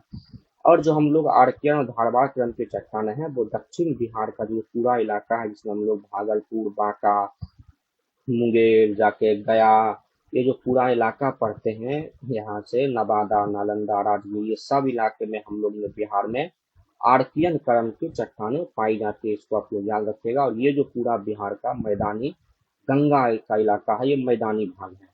ये मैप के जरिए आप लोग समझ लीजिएगा तो याद रह जाएगा कि हमेशा डिस्ट्रिक्ट से आप लोग भूलने का प्रयास नहीं कीजिएगा। तो ये जो बिहार में चट्टान की प्रक्रिया है, ये चट्टान पाने की प्रक्रिया है बिहार में। किस नदी की उत्पत्ति बिहार में ही होती है और बिहार में ही गंगा में समा जाते हैं, तो हम लोग जानते हैं बिहार में गंडक नदी की उत्पत्ति पश्चिमी चंपारण में जो सोमेश्वर श्रेणी है वहीं से होती है, और ये खगड़िया के आसपास आके गंगा नदी में मिल जाती है। ये बूढ़ी गंडक जो है ये नदी है। कर्मनाशा नदी उत्तर प्रदेश में आके गंगा में मिलती है। अजय नदी की उत्पत्ति झारखंड में होती है और गंगा में जाके मिलती है। पुनपुन भी जो है झारखंड की उत्पत्ति होती है, छोटा नागपुर, पठार से, और गंगा में आके मिलती है। चलिए अगला हम लोग का है बिहार का, भारत का राष्ट्रीय जलीय जीव गंगेटिक डॉल्फिन। इसका राष्ट्रीय डॉल्फिन दिवस कब मनाया जाता है, तो 5 अक्टूबर को मनाया जाता है राष्ट्रीय डॉल्फिन दिवस। याद रखिएगा, ये राष्ट्रीय डॉल्फिन दिवस में जो डॉल्फिन होती है वो गंगेटिक डॉल्फिन बिना देखने वाली होती है, देख नहीं सकती है। तो ये जो है अल्ट्रासाउंड छोड़ती है और उसी के जरिए जो है ये शिकार पकड़ती है, इसको आप लोग याद रखिएगा, ठीक है। अगला हम लोग का है NATO, North Atlantic Treaty Organization. इसमें कुल 32 सदस्य हैं और इसका राजधानी संगठन जो है ब्रुसेल्स में वो है, और एक 1949 में इसकी स्थापना हुई थी द्वितीय विश्व युद्ध के बाद। और इसका जो है 2026 का शिखर सम्मेलन तुर्की में हुआ था, इसको याद रखिएगा। इसमें एक सिद्धांत है, किसी एक पर हमला जो है सभी देशों पर हमला माना जाएगा, और इसी में शामिल होने को लेकर यूक्रेन कह रहा था कि हम भी जो है यूक्रेन नाटो में शामिल होगा, कहा जा रहा है कि रूस ने इस पर कर दिया हमला। फीफा विश्व कप 2026 का पहला फीफा विश्व कप 1930 में हुआ था। उरुग्वे ने जो है फीफा विश्व कप पहला जीता था। 2030 का जो फीफा विश्व कप होगा वो 100वां वर्षी होगा फीफा का, ठीक है ना। इस बार का फाइनल में स्पेन ने किसे हराया, इस बार का खिताब जो है स्पेन ने अर्जेंटीना को हरा के जीता था, ठीक है। ये हम लोग का हो गया फाइनल मुकाबला में अर्जेंटीना इस बार जीता है, याद रखिएगा फीफा का। और फीफा का जो इस बार का वर्ल्ड कप था वो खेला गया कनाडा और खेला गया मेक्सिको और खेला गया आपको यूएसए अमेरिका में, ये 3 देश में खेला गया इस बार का वर्ल्ड कप। अगला जो 2030 का वर्ल्ड कप है इसका मेजबान बनाया गया है जो वो है स्पेन, जो इस साल का विजेता भी है, पुर्तगाल और मोरक्को को, ये 3 देश को बनाया गया है, याद रखिएगा। चूंकि 2030 हम बताए थे 100वीं सालगिरह है, तो चूंकि शुरुआत जानते हैं कि उरुग्वे जीता भी था, तो शुरू के जो 2-3 मुकाबले होंगे वो 3 मुकाबले जो है वो एक पहला मुकाबला उरुग्वे में होगा, फिर वो होगा अर्जेंटीना में, और एक होगा पैराग्वे में। ये तीनों क्यों होगा, क्योंकि ये तीनों 100वीं वर्षगांठ के याद में आयोजित किया जाएगा। ये फीफा वर्ल्ड कप का हम लोग का हुआ, और हम लोग जानते हैं कि 24 मई को 2024 से जो है विश्व फुटबॉल दिवस मनाया जाता है, इसको आप लोग याद रखिएगा। विश्व का सबसे सघन बसा हुआ मरुस्थल थार मरुस्थल है। विश्व के स्तर पर जितने भी मरुस्थल है वो सबसे सघन मरुस्थल है, जहाँ सबसे घनी आबादी, प्रति 1 किलोमीटर में सबसे ज्यादा आबादी कहाँ रहती है, तो थार मरुस्थल में रहती है, याद रखिएगा। विश्व का सबसे बड़ा मरुस्थल सहारा मरुस्थल है। कालाहारी, सहारा और नामीब, ये तीनों नामीबिया में है। कालाहारी बोत्सवाना में है, और सहारा जो है अफ्रीका महादेश के जो पूर्वी उत्तरी इलाका है उसके भाग में है। प्रसिद्ध साहिल क्षेत्र कहाँ है? अफ्रीका महादेश में है। जैसे जो ये अफ्रीका महादेश का जब हम लोग नक्शा पढ़ते हैं इस टाइप का, तो जो अफ्रीका महादेश हुआ, तो यहाँ हम लोग जानते हैं कि ये पूरा सहारा का क्षेत्र है। तो सहारा के नीचे का जो ये इलाका है जहाँ से इसका विस्तार ना हो, इस इलाका को, इसके मरुस्थल को विस्तार को रोकने के लिए इस क्षेत्र को साहेल क्षेत्र के रूप में बनाया गया, साहेल बेल्ट में, जहाँ पे हरा भरे मरुस्थल, इनको मरुस्थल रोकने के लिए घने जंगल, पेड़ पौधे लगाए जा रहे हैं और वर्षा लाने का प्रयास कर रहा है, इसको कहा जाता है साहेल क्षेत्र। ये अफ्रीका महादेश के उत्तर में स्थित है, इसको आप लोग याद रखिएगा। ठीक है, अगला है जोलॉजिकल सर्वे ऑफ इंडिया, ये कोलकाता में है और इसके अध्यक्ष हैं भूपी बनर्जी। तो ये एक नई प्रजाति की खोज की गई और एक कैमूर वन्यजीव अभ्यारण्य में है, और इसी के नाम पे इसका नाम भी किया गया है कैमूर वन्यजीव अभ्यारण्य। ये बिहार का सबसे बड़ा वन्यजीव अभ्यारण्य, इसको याद रखिएगा। भीम बांध मुंगेर में है, गौतम बुद्ध अभ्यारण्य गया में है। बिहार में कुल 13 जो है वन्यजीव अभ्यारण्य और एक नेशनल पार्क है, जिसको हम लोग वाल्मीकि टाइगर या वाल्मीकि नेशनल पार्क कहते हैं। बिहार का जो जलवायु परिवर्तन है उसमें फसल उत्पादन में भारी कमी आ रही है, और हाल फिलहाल में कहा गया है कि लीची में जो है इस साल 2026 के जून मंथ में, मई जून में जो लीची की फसल थी उसके उत्पादन में 69% की कमी आई है, और वो किस लिए आई है? जलवायु परिवर्तन के कारण से आई है। बिहार जो है लीची के उत्पादन में नंबर 1 पे है, फर्स्ट में, याद रखिएगा, और मखाना के उत्पादन में भी नंबर 1 में है। इसलिए बिहार के मुजफ्फरपुर के लीची और मखाना को जीआई टैग मिला है, इसको आप लोग याद रखिएगा। साथ ही भागलपुर के जर्दालू आम को भी जीआई टैग मिला है, और केला जो है बिहार में हाजीपुर वैशाली का प्रसिद्ध है। मिशन कीवी, कीवी एक फल होता है, उसमें भारत को आत्मनिर्भर बनाने के लिए अरुणाचल प्रदेश सरकार द्वारा 5 वर्ष के लिए मिशन कीवी की शुरुआत की गई है। आधुनिक भारत का पहला नगर निगम 1688 में मद्रास में बना था, याद रखिएगा। आरा जो है ये बिहार का पहला नगर निगम था। किसका? बिहार का पहला नगर निगम ये बना है आरा, बिहार का पहला नगर निगम, ठीक ना। लेकिन भारत का पहला नगर निगम 1688 में मद्रास बना था, जिसका वर्तमान नाम चेन्नई कर दिया गया है। हम लोग जानते हैं कि जो हम लोग का 73वां और 74वां संविधान संशोधन है, तो 74वें संविधान संशोधन द्वारा अर्बन लोकल बॉडीज में जो है वो नगर निगम की बात की गई है। तो भारत में जो बॉडीज होती है, जैसे हो गया नगर निगम, ये बिहार में टोटल 18 है, ठीक ना। फिर होता है नगर परिषद, 3 स्तरीय है, और फिर है नगर पंचायत। तो ये 3 प्रकार का भारत में है, और ये 12वीं अनुसूची में ये बात की गई है, और इसको 18 क्षेत्र दिए गए हैं काम करने के लिए। इसको आप लोग याद रखिएगा। 74वें संविधान संशोधन द्वारा 12वीं अनुसूची जोड़कर नगर निगम, नगर परिषद और नगर पंचायत की बात की गई है। तो नगर निकाय की जो संरचना है वो 3 प्रकार की होती है, तो ये आप लोग याद रखिएगा। मिशन कीवी हम लोग देख ही लिए। आधुनिक भारत का पहला कहाँ खोला गया ये भी हम लोग देख लिए। सिंधु घाटी सभ्यता, भारत की सबसे प्राचीन सभ्यता सिंधु घाटी सभ्यता मानी जाती है, जो कि भारत में मोहनजोदड़ो सिंधु और उसकी सहायक नदियों के आसपास विकसित हुई थी। जम्मू कश्मीर से लेकर इधर महाराष्ट्र के दायमाबाद, मांडा जम्मू कश्मीर, आलमगीरपुर उत्तर प्रदेश, और ये पाकिस्तान में था। ये पूरा इलाका मिला के इसका था।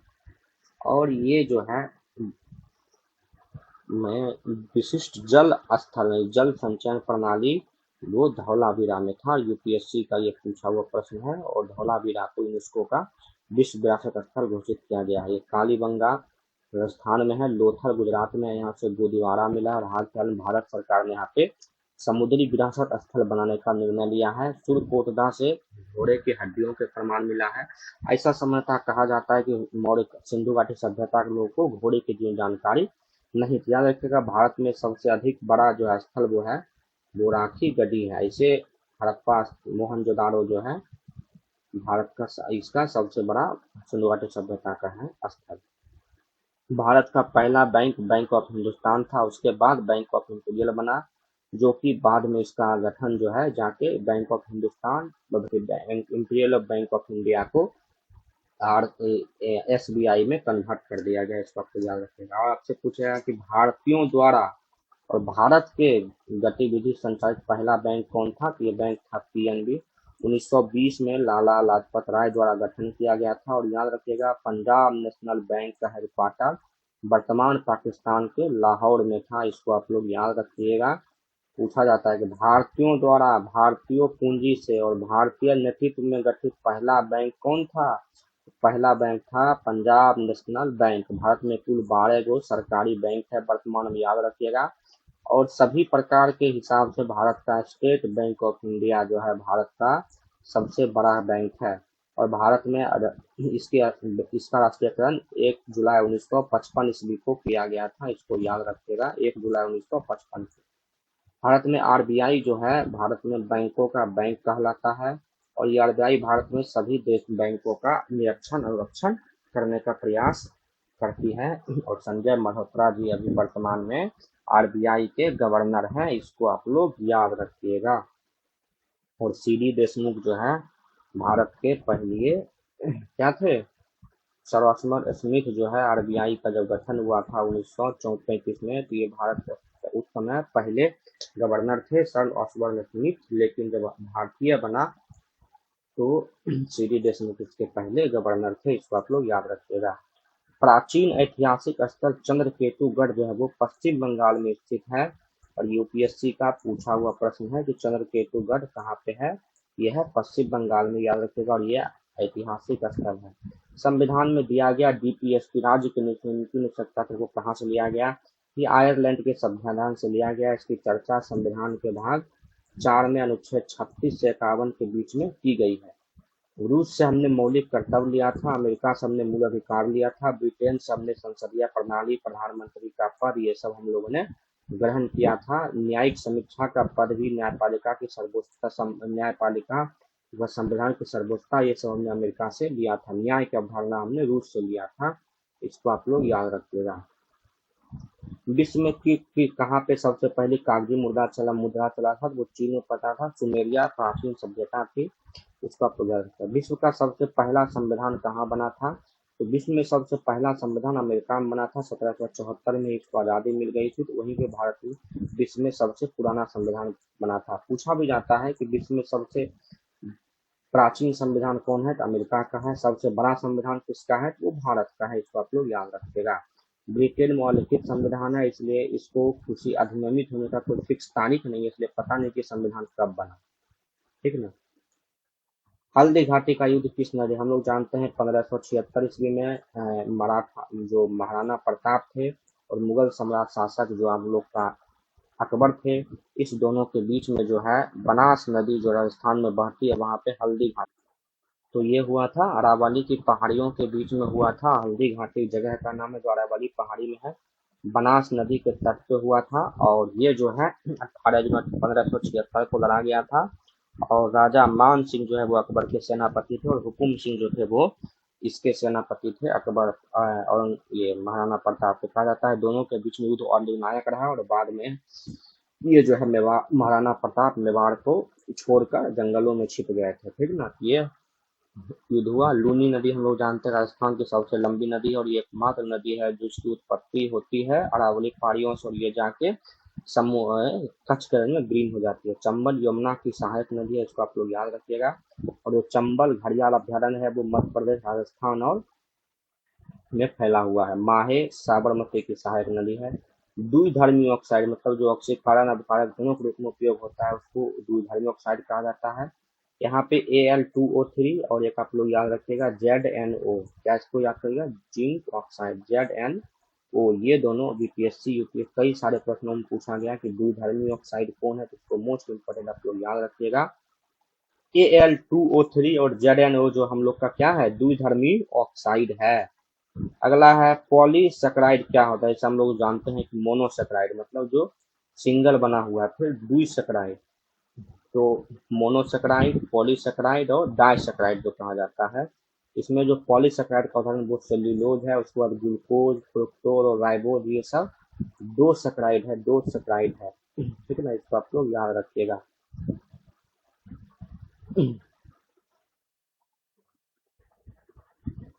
अगला हम लोग याद कर लेते हैं कि डीएनए डाइऑक्सी एसिड कहा जाता है। इसका डबल हेलिक्स मॉडल वाटसन एवं क्रिक ने दिया था। इसको याद रखना, 4 प्रमुख क्षार एटीजी, एडेनिन, थाइमिन, ग्वानिन और साइटोसिन होता है और इसकी सभी मात्रा केंद्रक में नहीं होती, वो कुछ मात्रा में माइटोकॉन्ड्रिया में भी होती है। तो ये सिर्फ और सिर्फ बी सही है। और डीएनए का जो बेसिक यूनिट होता है वो जीन होता है, वही जो है दोनों का क्या करता है, वो क्षारण करता है। अरावली दुनिया के सबसे प्राचीन पर्वत श्रृंखलाओं में गिना जाता है, जो कच्छ हट के अब छोटी हो गई है। ये भारत में मानसून का अवरोधक रूप में कार्य करती है, जिससे जो है भारत में वर्षा होती है। यह प्राचीन बलित पर्वत है और यह 4 राज्य और एक केंद्र शासित प्रदेशों में है। ये हम लोग जानते हैं कि अरावली जो है वो 3 राज्यों में फैली हुई है। 3 राज्य कौन कौन है? वो 3 राज्य है गुजरात और राजस्थान और हरियाणा। गुजरात, राजस्थान और हरियाणा, ये 4 राज्यों में फैला हुआ है। इसको आप लोग याद रखिएगा, गुजरात, राजस्थान और हरियाणा में फैला हुआ है। तो ये मोस्ट इम्पोर्टेंट है। और इसकी अरावली की सबसे ऊंची शिखर जो है वो माउंट आबू है, माउंट आबू। और इसी का जो गुरु शिखर है, ये जो है सबसे ऊंचा पर्वत श्रृंखला है, इसका याद रखिएगा। एक समान वृत्तीय गति में आप लोग याद रखिएगा कि वेग जो है बदलते रहता है, चाल नियत रहती है, इसका आप लोग याद रखिएगा। चूंकि दिशा लगातार बदलते रहती है, इसलिए जो है दिशा कभी इधर इधर इधर इधर, तो वेग बदल दिशा बदलने से वेग भी इसका बदलते रहता है और चाल जो है इसमें नियत रहती है एक समान वृत्तीय गति में। चलिए, इसका दोनों कथन जो है वो गलत है, इसको याद रखिएगा आप लोग। भारतीय संविधान में संघीय विचारधारा की अवधारणा। संघीय मतलब भारत में एक केंद्र होगा और उसकी अन्य इकाइयां होगी। ये भारत में केंद्र है और उसकी अन्य इकाइयां होगी जो अन्य राज्य हैं। इसको संघात्मक व्यवस्था कहा जाता है और ये व्यवस्था कनाडा से लिया गया है, याद रखिएगा। ब्रिटेन से हमने बनाए थे, संसदीय व्यवस्था लिया गया था। अमेरिका से हम लोग जो है लिया था मूल अधिकार को। वंदे मातरम अभी हाल फिलहाल में चर्चा में रहा। बंकिम चंद्र के चटर्जी के जो आनंद मठ है, ये आनंद मठ में ये पहली बार लिखा गया था, उपन्यास है बंकिम चटर्जी का। इसको सबसे पहले कांग्रेस का जो 1896 कलकत्ता अधिवेशन हुआ था, वहां पे इसको गाया गया था, इसको आप लोग याद रखिएगा। और इसकी अध्यक्षता किसने किया था तो पूछा भी जाता है, तो रहीमतुल्ला मोहम्मद सयानी, जिसको हम लोग कहते हैं रहीमतुल्ला सयानी द्वारा ये अध्यक्षता किया गया था। और याद रखिएगा, पूछेगा कि इसका गायन किसने किया था। इसका गायन किया गया था रविंद्रनाथ टैगोर द्वारा। तो इसको आप लोग याद रखिएगा। बंकिम चंद्र चटर्जी की उपन्यास आनंद मठ में है, 1896 कलकत्ता अधिवेशन में गाया गया था। रहीमतुल्ला सयानी इसके अध्यक्ष थे इस कांग्रेस अधिवेशन के, और गायन जो रविन्द्रनाथ टैगोर ने किए थे। इसको वर्तमान में भारत का राष्ट्रीय गीत है, क्या है, राष्ट्रीय गीत है। और वर्तमान में भारत में एक कहा गया है कि एक विधेयक पास हुआ है। इस विधेयक के अनुसार किसी भी कार्यक्रम, किसी राष्ट्रीय कार्यक्रम होगा, सरकारी कार्यक्रम होगा, उसका शुरुआत राष्ट्रीय गीत यानी वंदे मातरम से शुरुआत होगा और उसका अंत जो है वो राष्ट्रीय गान से होगा। गान मतलब जनगण मन से होगा, इसको आप लोग याद रखिएगा, ठीक है। जाइलम फलन जो अस्थायी उत्तक होता है, जिसको हम लोग जानते हैं पैरेनकामा जो सरल अस्थायी उत्तक और जटिल अस्थायी उत्तक होता है। तो जाइलम जो जल का परिवहन करता है, फलोयम जो है वो भोजन का परिवहन करता है। ये दोनों जटिल अस्थायी उत्तक है, ठीक ना।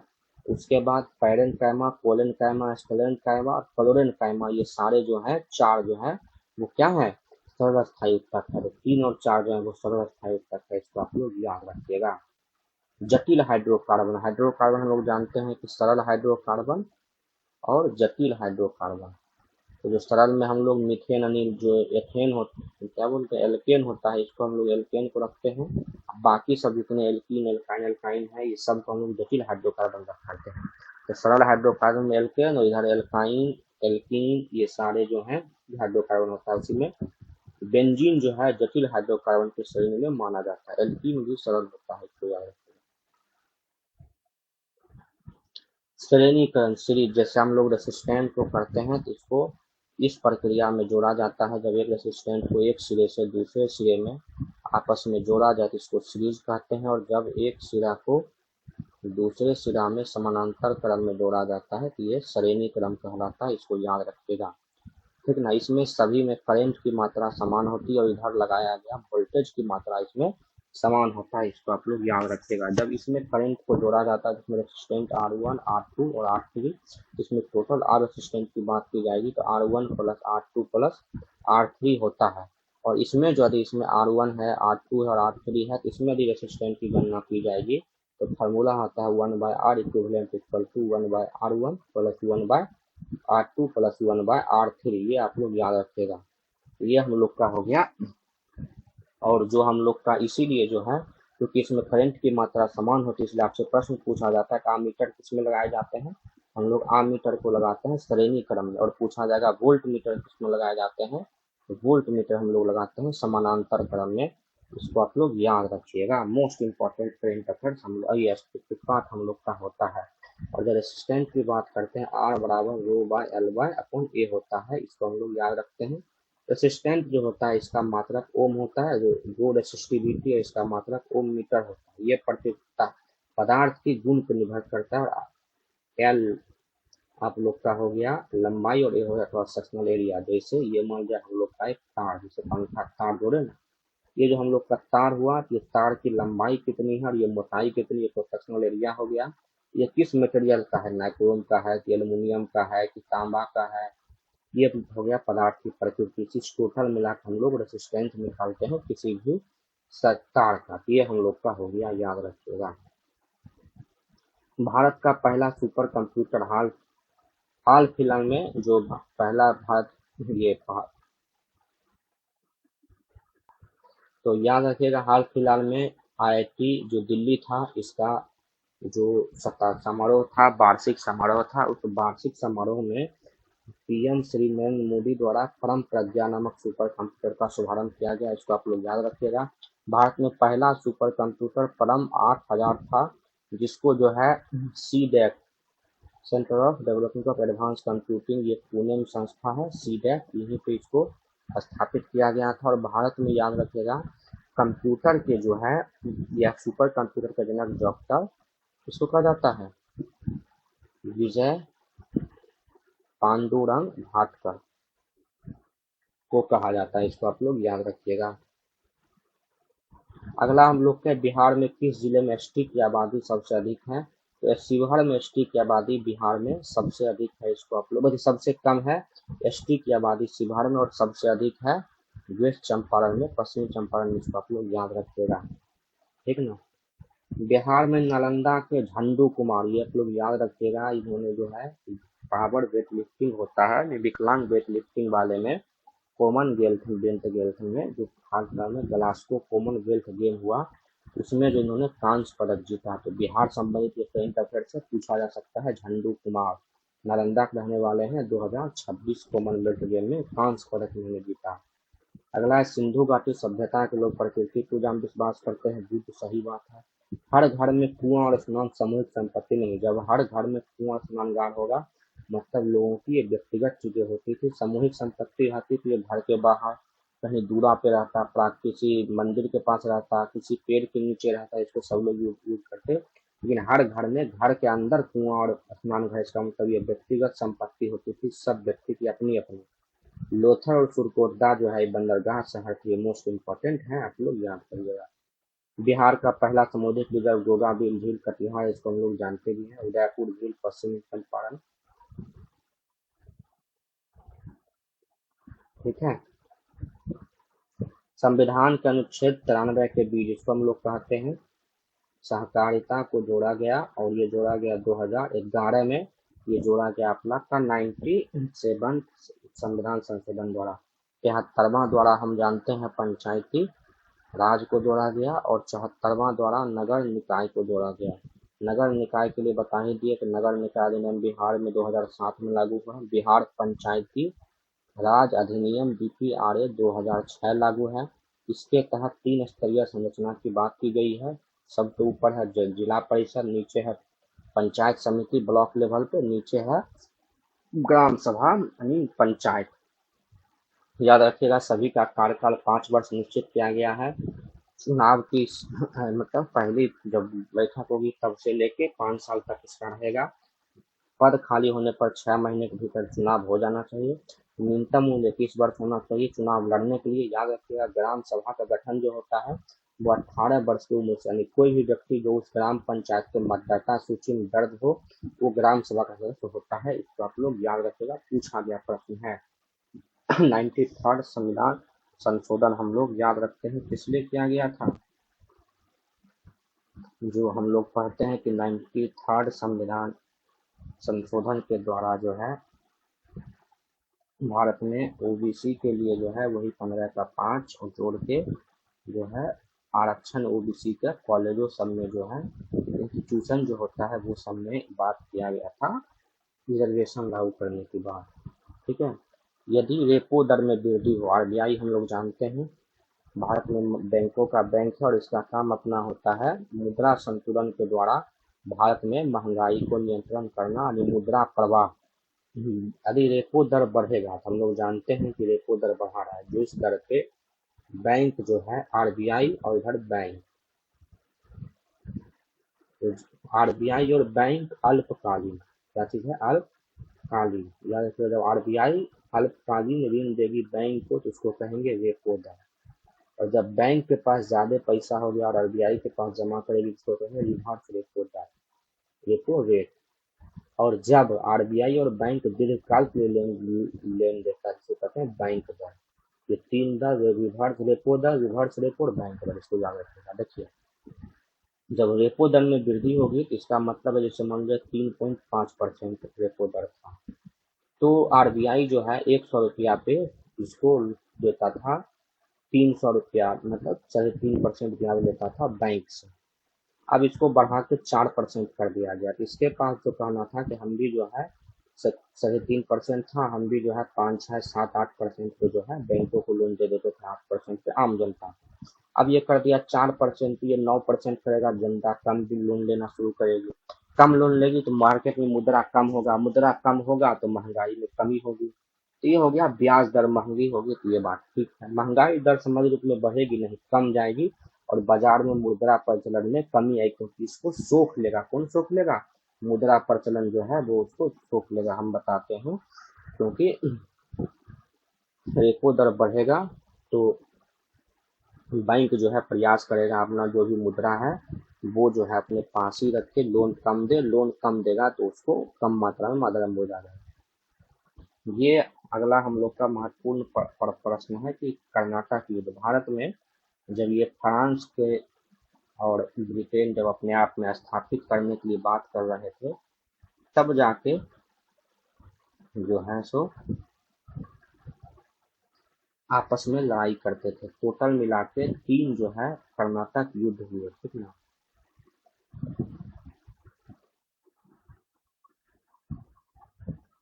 तो उसमें पहला जो कर्नाटक युद्ध था वो हुआ था 1746 से 48 के बीच हुआ था। दूसरा हुआ था वो 1749 से लेकर 54 के बीच हुआ था। और तीसरा हुआ था वो हुआ था 1758 से लेकर 1763 के बीच। ये 3 संधि युद्ध हुआ। इसी में आप लोग जानते हैं पेरिस की संधि को सप्तवर्षीय युद्ध भी कहा जाता है। तो जो पहला युद्ध हुआ था वो एक्सलेपा की संधि समाप्त हुआ था, मद्रास इसमें अंग्रेजों को वापस मिल गया था। दूसरा हुआ था पांडिचेरी की संधि जो कि हुआ था 1755 ईस्वी में। और तीसरा हुआ था 1760 में, ये 58 से 63 के बीच में तीसरी पेरिस की संधि। ठीक है, इसको आप लोग याद रखिएगा। भारतीय स्वतंत्र पार्टी हम जो है उस समय चक्रवर्ती राजगोपालचारी द्वारा स्थापित प्रमुख पार्टी थी भारतीय स्वतंत्र पार्टी।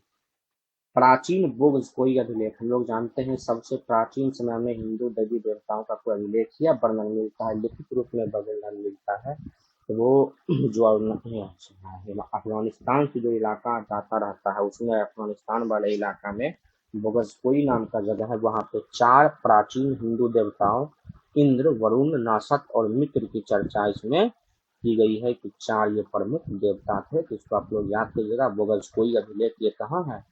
ये है अफगानिस्तान में। इसको आप लोग याद रखिएगा। अगला हम लोग का है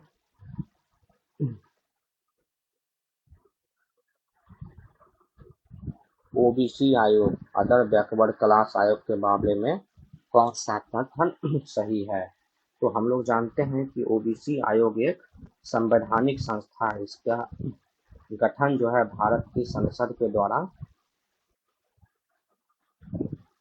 हुआ था और ये इसका गठन जो है औपचारिक रूप से 1993 में हुआ था, लेकिन 1993 में ये गठित हो गया था, लेकिन वर्तमान में जो है 102 नंबर का जो संविधान संशोधन हुआ था 2018 में, इसके तहत जो है ओबीसी को आयोग को आर्टिकल 33 बी के तहत जो है संवैधानिक संस्था का दर्जा दे दिया गया। जैसे 333, फिर 33A, फिर 33B। ये एससी आयोग है, ये एसटी आयोग है और ये ओबीसी आयोग है। ये 3 संविधान में चर्चा की गई है। याद रखिएगा इसकी चर्चा इसमें की गई है और ये सामाजिक न्याय और अधिकारिता मंत्रालय के तहत आता है। इसके सदस्य की नियुक्ति प्रधानमंत्री नहीं राष्ट्रपति द्वारा की जाती है और 5 सदस्य एक अध्यक्ष सहित होते हैं और ये अपना रिपोर्ट जो है लोकसभा अध्यक्ष को नहीं, जो नियुक्त करेंगे उसको देंगे। याद रखिएगा जो जिसकी नियुक्ति करता है वही उसको अपना रिपोर्ट देता है। जैसे अभी भारत में जनरली जो हम लोग पढ़ते हैं कि राष्ट्रपति, देखिए राष्ट्रपति जो है यूपीएससी का अध्यक्ष की नियुक्ति करते हैं, राज्यपाल को नियुक्त करते हैं, ठीक ना। ये नियुक्त करते हैं ओबीसी आयोग अध्यक्ष के, एससी आयोग अध्यक्ष के, एसटी आयोग के अध्यक्ष को। उसके बाद ये सारे लोग जो हैं नियुक्त होते हैं राष्ट्रपति द्वारा। ये सब अपना रिपोर्ट भी किसको देंगे? राष्ट्रपति को देंगे। जैसे हम लोग देखते हैं लोक लेखा समिति, प्राकलन समिति, ये सारी जो भी औद्योगिक समिति है या ज्वाइंट कमेटी जो है जेपीसी जो हम लोग कहते हैं, ये सारी कमेटी जो है पब्लिक कमेटी, ये सारी कमेटी कहाँ गठित होती है? संसद में। और इसका गठन जो है संसद के अध्यक्ष द्वारा, जिस सदन के होते हैं उस सदन के अध्यक्ष द्वारा की जाती है। जिसका गठन जहाँ होगा तो यह रिपोर्ट अपना सदन में देगी और सदन में जनरली लोकसभा अध्यक्ष को ये रिपोर्ट देगी। इसको आप लोग याद रखिएगा कि जिसका जहाँ गठन होता है वहीं पे इसका जो है होगा, ठीक ना। अगला हम लोग का है कि बिहार का पहला चीनी मिल कहाँ स्थापित हुआ था? तो बिहार का पहला चीनी मिल जो है स्थापित हुआ था मढ़ौरा, सारण में। इसको हम लोग आप लोग याद रखिएगा 1904-05 में स्थापित हुआ था। इससे पहले बेतिया में 1840 ईस्वी में गठन का शुरुआत हुआ था, लेकिन वह स्थापित नहीं हो पाया था। याद रखिएगा ये। और भारत में बिहार में गन्ना उद्योग अलग से एक विभाग है, ठीक है ना। इसको आप लोग याद रखिएगा। और वर्तमान में भारत बिहार सरकार जो है प्राइवेट पब्लिक पार्टनरशिप मोड, जिसको हम लोग पीपीपी मोड है, इसके आधार पर बिहार में चीनी मिल को गठन करने की बात कर रही है। बिहार में वर्तमान में 28 चीनी मिल है, जिसमें 10 चीनी मिल चालू है, बाकी 18 चीनी मिल बन रहा है। हालांकि कहा जा रहा है कि जो 11वां चीनी मिल है सीतामढ़ी का रीगा, उसको चालू कर दिया गया है। तो टोटल 28 चीनी मिल है बिहार में। बिहार बजट 2026-27 के अनुसार बिहार में कुल खाद्यान्न उत्पादन 326.62 मिलियन मीट्रिक टन का उत्पादन हुआ है। तो ये रिकॉर्ड उत्पादन है, कुल खाद्यान्न उत्पादन। इसको आप लोग याद रखिएगा। सिंधु घाटी सभ्यता में एक नृत्य करती हुई कांस्य की प्रतिमा कहाँ मिली थी? मोहनजोदाड़ो में मिली थी कांस्य की प्रतिमा। इसको आप लोग याद रखिएगा। पंचायतों के चुनाव के राज्य निर्वाचन आयोग के गठन की चर्चा 243 से 324 से 329 तक हम पढ़ते हैं ना, भारत का इलेक्शन कमीशन ऑफ इंडिया गठन की बात। और ये बताए थे कि ये भारत में जो है ये जो है लोकसभा, राज्यसभा, भारत के प्रेसिडेंट, वाइस प्रेसिडेंट और विधानसभा, राज्य की जो विधानसभा होती है उसका ये चुनाव कराता है। उसी तरह से जो त्रिस्तरीय पंचायत राज प्रणाली है उसके चुनाव के लिए 243 के तहत जो है राज्य निर्वाचन आयोग के गठन की बात की गई। याद रखिएगा 243 के आई में जो है राज्य वित्त आयोग के गठन की बात की गई है। किसका राज्य वित्त आयोग के गठन की बात की गई है, तो आप लोग याद रखिएगा। भारत का मानक समय रेखा 82.82 जो है बिहार का, सब भारत का 82.82 मानक समय रेखा माना जाता है, ठीक ना। और ये भारत में 5 राज्यों से होकर गुजरती है। आप लोग याद रखने का सबसे बेस्ट तरीका याद रखिएगा, जिसको है UP, Andhra Pradesh, UP, MP, AP, 3 याद रखिएगा। किस लिए? क्योंकि यूपी से उत्तर प्रदेश, एमपी से मध्य प्रदेश और एपी से आंध्र प्रदेश, तीनों पी वाला याद रखिएगा। तीसरा याद रखिएगा, इसी के आंध्र मध्य प्रदेश से कट के बना छत्तीसगढ़ और इससे बना उड़ीसा। तो ये जो है 5 राज्य हैं जहाँ से भारत की प्रधानमंत्री या भारत की मानक समय रेखा 82.82 मानी जाती है। याद रखिएगा, जो 0 डिग्री ग्रीनविच रेखा है, इसको हम लोग प्रधान मध्याह्न रेखा मानते हैं। समय की गणना होती है इसमें। जब पूरब की तरफ जाते हैं ईस्ट में तो समय बढ़ जाता है, और माइनस की तरफ पश्चिम की तरफ जाते हैं समय घट जाता है।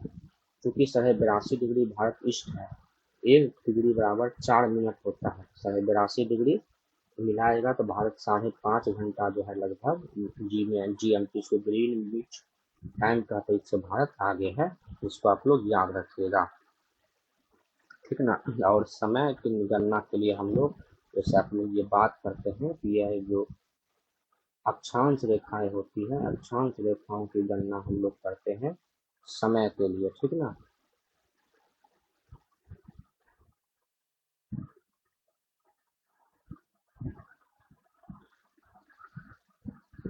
सॉरी देशांतर रेखाओं की गणना हम लोग समय के लिए करते हैं। या अक्षांश रेखाओं से हम लोग किसी भी समय का जलवायु स्थिति उसका गणना कर सकते हैं कहाँ है, लेकिन जो हम लोग की देशांतर रेखाएं होती है, उस देशांतर रेखा के जरिए हम लोग जो है किसी स्थान का समय की गणना करते हैं। ये देशांतर रेखाएं ही, इसको आप लोग याद रखिएगा।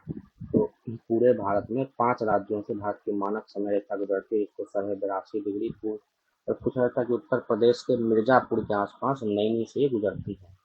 फिलिप्स वक्र, वक्र जो होता है ये मुद्रास्फीति और बेरोजगारी के बीच को मापता है। आप लोग इसको याद रखिएगा कि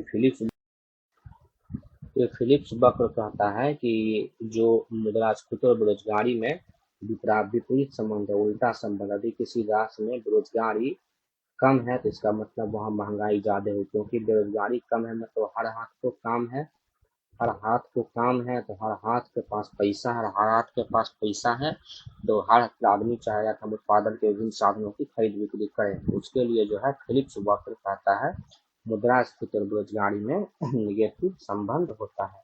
आय असमानता की बात की जाए तो गिनी गुणांक आय असमानता की चर्चा करता है।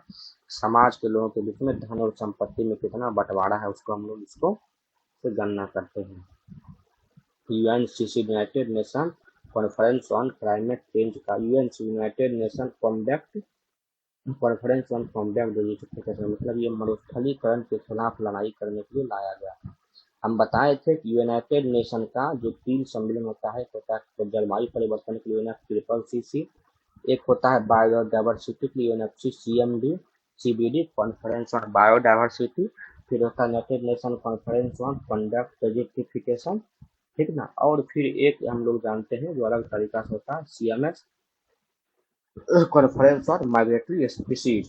तो इस साल का ये सम्मेलन जो है UNCCD का 17 नंबर का मंगोलिया में हो रहा है। UNFCCC का हम लोग इस बार का देखते थे ब्राजील के बेलम में हुआ, और अभी UNFCCC जो है तुर्की में होने जा रहा है। ये कुनमिंग में हुआ था इस बार का, याद रखिएगा CBD का, इसको आप लोग याद। अगला साल का ये आर्मेनिया में होगा CBD। तो ठीक ना, ये 3 प्रकार के कॉन्फ्रेंस है। महारानी विक्टोरिया को भारत में 1876 को भारत की सम्राज्ञी घोषित किया गया था। 1946 में गठित अंतरिम मंत्रिमंडल में शिक्षा मंत्री चक्रवर्ती राजगोपालाचारी थे। याद रखिएगा मौलाना अबुल कलाम आजाद आजाद भारत के प्रथम शिक्षा मंत्री थे। कब के थे? आजाद भारत के। ये हम बात कर रहे हैं जब 1946 में मंत्रिमंडल गठित हुआ था, जब जो है मुस्लिम लीग जो है और कांग्रेस दोनों ने मिलकर गठन किया था। तब की सरकार में मौलाना अबुल कलाम चक्रवर्ती राजगोपालाचारी जो है शिक्षा मंत्री थे। इसका कोई प्रकाश हम लोग जानते हैं इसके चलने के लिए किसी माध्यम की आवश्यकता नहीं होती है, ये बात बिल्कुल सही है। और ये विद्युत चुम्बकीय तरंग है, इलेक्ट्रोमैग्नेटिक वेव है, इसको हम लोग जानते हैं। सर्वाधिक चाल इसकी निर्वात में होती है और 3 × 10⁸ मीटर पर सेकेंड इसकी, यानी 3 लाख मीटर पर सेकेंड इसकी चाल होती है, इसको आप लोग याद रखिएगा। हवा में प्रकाश की चाल याद रखिएगा, प्रकाश की चाल हमेशा ताप और दाब से मुक्त होता है, इस पे किसी पर भी निर्भर नहीं करता है ताप और दाब पे। और प्रकाश की चाल गणना सबसे पहले होमर ने किया था, तो 3 × 10⁸ मीटर पर सेकेंड। ठीक है, इसको आप लोग याद रखिएगा। अवतल दर्पण में हम लोग जानते हैं कि अवतल दर्पण जो है वस्तु का बराबर, छोटा और वस्तु के आकार का भी प्रतिबिंब देता है।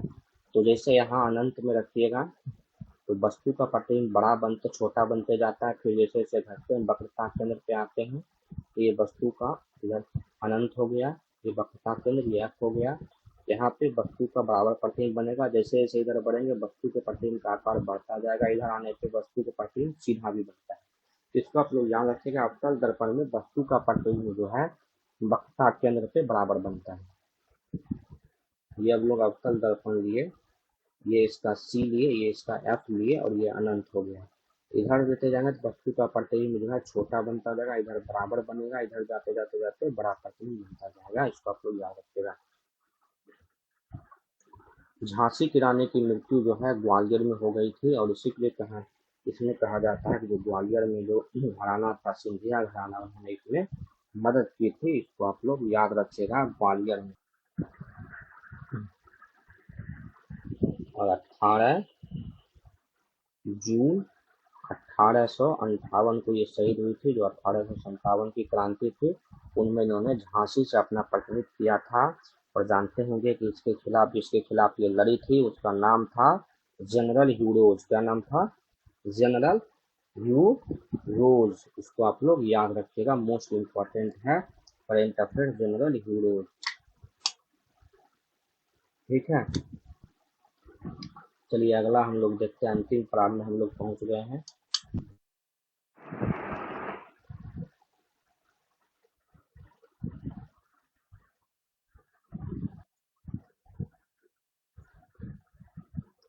इसको भी हमने देख ही लिया था। स्वतंत्र भारत के प्रथम विधि आयोग के अध्यक्ष जो है न्यायमूर्ति MC शीतलवाड़ थे, इसको आप लोग याद रखिएगा।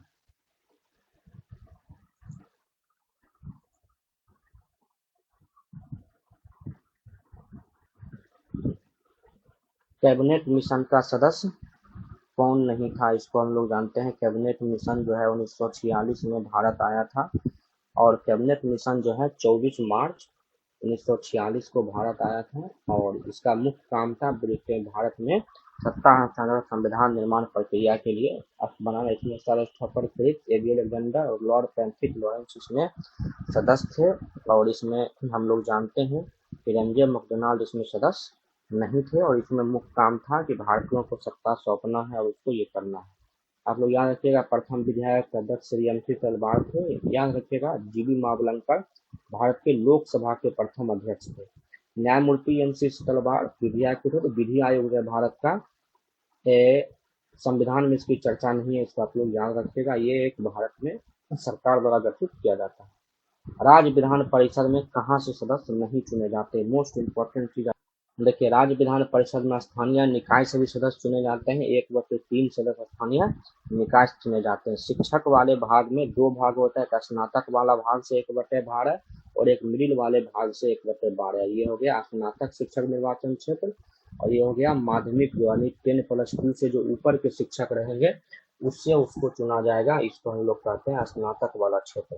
तो स्थानीय निकाय आप लोग का हो गया पहला, इससे चुना जाता है शिक्षक वाले क्षेत्र में बताया दिया स्नातक। और इससे तो तीसरा हम लोग जानते हैं कि स्थानीय निकाय, फिर उसके बाद एक विधानसभा लेजिस्लेटिव असेंबली जो होता है। इस लेजिस्लेटिव असेंबली से जो है हम लोग का 1/3 सदस्य चुना जाता है, ठीक ना। और बाकी 1/6 सदस्य का जो मनोनयन है जो राज्यपाल द्वारा किया जाता है। अभी आप लोग देखे होंगे जो बिहार में जो दीपक प्रकाश हैं, वो उपेंद्र कुशवाहा के बेटे, उनको जो है राज्यपाल कोटे से विधान परिषद में मनोनयन किया गया। याद रखिएगा, 1/3 स्थानीय निकाय से और 1/12 जो है स्नातक निर्वाचन क्षेत्र से, 1/12 माध्यमिक निर्वाचन क्षेत्र से, विधानसभा से 1/3 सदस्य और राज्यपाल द्वारा मनोनयन 1/6 सदस्य। याद रखें किसी भी विधानसभा में जो है विधानसभा के कुल सदस्य का अधिकतम एक तिहाई सदस्य जो है इसमें विधानसभा सदस्य होता है। जैसे बिहार में 243 आदि विधानसभा की सीट है, तो 243 सीट का हम लोग एक तिहाई की बात करें तो अधिकतम 81 सदस्य वाला ही जो 81 सदस्य वाला बिहार में लोक विधान परिषद का गठन हो सकता है। अब इस 81 सीट में हम लोग देखते हैं कि बिहार विधान परिषद में कुल 75 सीटों के एक विधान परिषद का गठन किया गया। तो वर्तमान पूछेगा कि बिहार विधान परिषद में कितने सदस्य हैं, ये 75 विधान परिषद की सीट, और वर्तमान में बिहार में भारत में 5 राज्यों में विधान परिषद का गठन किया गया है। इसको आप लोग याद कर लीजिएगा, तो इसको आप लोग करिएगा, ठीक है। अगला प्रश्न हम लोग देखते हैं, भारत में पहला कोयला खदान कहाँ खोदी गई थी, तो रानीगंज खोजा गया था, वो है पश्चिम बंगाल में खोला गया था पहला कोयला खदान, ठीक ना। अगला है कमला, हाल फिलहाल में चर्चा में रहा कमला जल विद्युत परियोजना। याद रखिएगा कमला जल विद्युत परियोजना अरुणाचल प्रदेश में है, ब्रह्मपुत्र की सहायक नदी कमला नदी पर यह बना हुआ है। इल्मेनाइट किसका, यूपीएससी का पूछा हुआ प्रश्न। इल्मेनाइट जो है टाइटेनियम का अयस्क है, थोरियम में का अयस्क मोनोजाइट अयस्क है, ठीक ना। यूरेनियम U-235 और 238 ये सब जो है बेसिकली क्या चीज है, ये सब नाभिकीय मतलब रेडियो एक्टिव मटेरियल है, ये सब याद रखिएगा, ठीक ना। सीसा का अयस्क हम लोग एक जानते हैं, जिसको हम लोग सीसा को एक पीवी कहते हैं, तो पीवी का अयस्क हम लोग जानते हैं गैलेना होता है, इसका रासायनिक सूत्र पीवीएस होता है, लेड सल्फाइड। तो ये पीवीएस या गैलेना किसका अयस्क है, तो वो सीसा का अयस्क है, इसको आप लोग याद रखिएगा। किसी विधि में ऊष्मा स्थानांतरण में किसी माध्यम की आवश्यकता नहीं होती है। ऊष्मा स्थानांतरण की 3 विधि होती है, चालन, संवहन और विकिरण। सूर्य का प्रकाश पृथ्वी तक जिस प्रक्रिया से पहुंचता है उसको लोग हम लोग विकिरण कहते हैं, और ये बिना किसी माध्यम से ही पहुंच जाता है, क्योंकि हम लोग जानते हैं करीब जो है 50 किलोमीटर तक ही जो हम लोग का वायुमंडल उपस्थित है कुछ कुछ मात्रा में, उसके बाद जो है पूरा वायुमंडल विरल है। तो विकिरण जो है प्रक्रिया द्वारा पृथ्वी का सूर्य पहुंचता है। चालन जो है एक पर यहाँ से यहाँ, जैसे लोहा यहाँ रहा, यहाँ से पहुंच गया, तो लोहा का एक छोर से गर्म के इस छोर तक पहुंच गया, तो ये चालन हुआ। इसमें अणु जो है ट्रांसफर करते हैं। संवहन हुआ कि जैसे बादल बनना हुआ, तो ये संवहन प्रक्रिया से बनते हैं। ये हम लोग का वो ऊष्मा स्थानांतरण में किसी माध्यम की आवश्यकता नहीं होती है, तो विकिरण में इसको आप लोग याद रखिएगा। इशिहारा टेस्ट किसके लिए किया जाता है, इशिहारा टेस्ट जो है कलर ब्लाइंडनेस जिसको हम लोग कहते हैं, जिसमें लोग जो है किसी विशेष प्रकार का कलर जैसे हो गया लाल, हरा, पीला, नीला को पहचान नहीं पाते हैं, उसको हम लोग कलर ब्लाइंडनेस कहते हैं। टाइफाइड जो है वो आंख की बीमारी है, और ये जो है जीवाणु से होता है, एड्स विषाणु से होने वाला रोग है, इसको आप लोग याद रखिएगा। प्रधानमंत्री अजय पोर्टल ये और मोबाइल ऐप किस मंत्रालय का है, तो ये सामाजिक और न्याय और अधिकारिता मंत्रालय द्वारा लाया गया है। एक भारत सरकार का सामाजिक न्याय अधिकारिता मंत्रालय द्वारा पीएम अजय योजना लाया गया था, जनजातियों को कल्याण के लिए, एससी के कल्याण के लिए, ठीक ना, उनके कल्याण के लिए लाया गया था। तो उसी को अब डिजिटल रूप देने के लिए पीएम अजय योजना का PM Ajay portal mobile app लाया गया है, सामाजिक न्याय और अधिकारिता मंत्रालय द्वारा, इसको आप लोग याद रखिएगा। अगला है भारत का पहला मोती क्लस्टर, ये क्लस्टर यहाँ पे है, ये याद रखिएगा। क्लस्टर ये हजारीबाग में गठित किया जा रहा है, ये सही है। जापान में गावी नामक दुनिया का पहला मानव रूपी रोबोट बौद्ध भिक्षुक नहीं, ये दक्षिण कोरिया में विकास किया गया है। गावी नामक याद रखिएगा, दक्षिण कोरिया में गावी नामक बौद्ध भिक्षु रोबोट पेश किया गया। और साइन ऐप जो है महिला एवं बाल विकास मंत्रालय का नहीं बल्कि कार्यस्थल पे महिलाओं की बेहतर सुरक्षा के लिए रेल मंत्रालय द्वारा या रेलवे द्वारा ये शुरू किया गया है। ये हम लोग का करीब करीब 100 से कुछ ज्यादा प्रश्न था, 100 के प्रश्नों का ये हम लोग का कुल वीडियो था। ये वीडियो आप लोग को कैसा लगा देख के जरूर बताइएगा, और यदि इस वीडियो पे अच्छा लगा तो कमेंट कीजिएगा, क्या सुधार चाहिए वो भी सुधार बताइएगा। और सबसे महत्वपूर्ण बात है, यदि ये वीडियो में अच्छे लाइक कमेंट्स आते तो हम आगे सभी एग्जाम के लिए इसे डिस्क्राइब रूप में जो है वीडियो जो है वो डालते रहेंगे, ठीक है। आगे इस चैनल पे नए हैं तो चैनल को सब्सक्राइब कीजिए, वीडियो को शेयर कीजिए, पढ़ते रहिए। आप किसी भी एग्जाम का तैयारी कर रहे हैं, अभी बीपीएससी ने बहुत सारे एग्जाम का और कैलेंडर जारी किया है, बिहार में अन्य एग्जाम भी होने वाले हैं। अगले एक साल के भीतर जो है 2026 से लेके 27-28, ये जो एक 27-28 करिए, अब तो 26 4 मंथ बचा हुआ है, 4 मंथ इधर उधर एक साल, टोटल 12 से 16 महीने में बिहार में करीब करीब बीएसएससी के द्वारा जो भी वैकेंसी लिया जाएगा, CGL 4, 10+2 लेवल और 10th लेवल का, वो फिर बीपीएससी का जो भी एग्जाम है, चाहे वो बीपीएससी का सीसी हो, बीपीएससी का टीआरई हो, बीपीएससी का ऑडिटर हो, एपीओ हो, चाहे वो डीएसओ हो, बाकी अदर एग्जाम जो है। उसके बाद बीपीएसएससी का जो Bihar police subordinate service commission है, जिसको दरोगा, ये मद्य निषेध, सिपाही, ये सब एग्जाम लोग, ये सारे एग्जाम का अगले एक साल में जितने भी वैकेंसी बिहार में है उस सबको कंप्लीट कराया जाएगा। आप लोग जिस भी एग्जाम की तैयारी कर रहे हैं उस पर अच्छे से तैयारी कीजिए और ध्यान दे के पढ़ाई करते रहिए। मिलते हैं, बाय, गुड नाइट। अगले वीडियो में वीडियो को शेयर कीजिए, लाइक कीजिए, कमेंट कीजिए। Good night.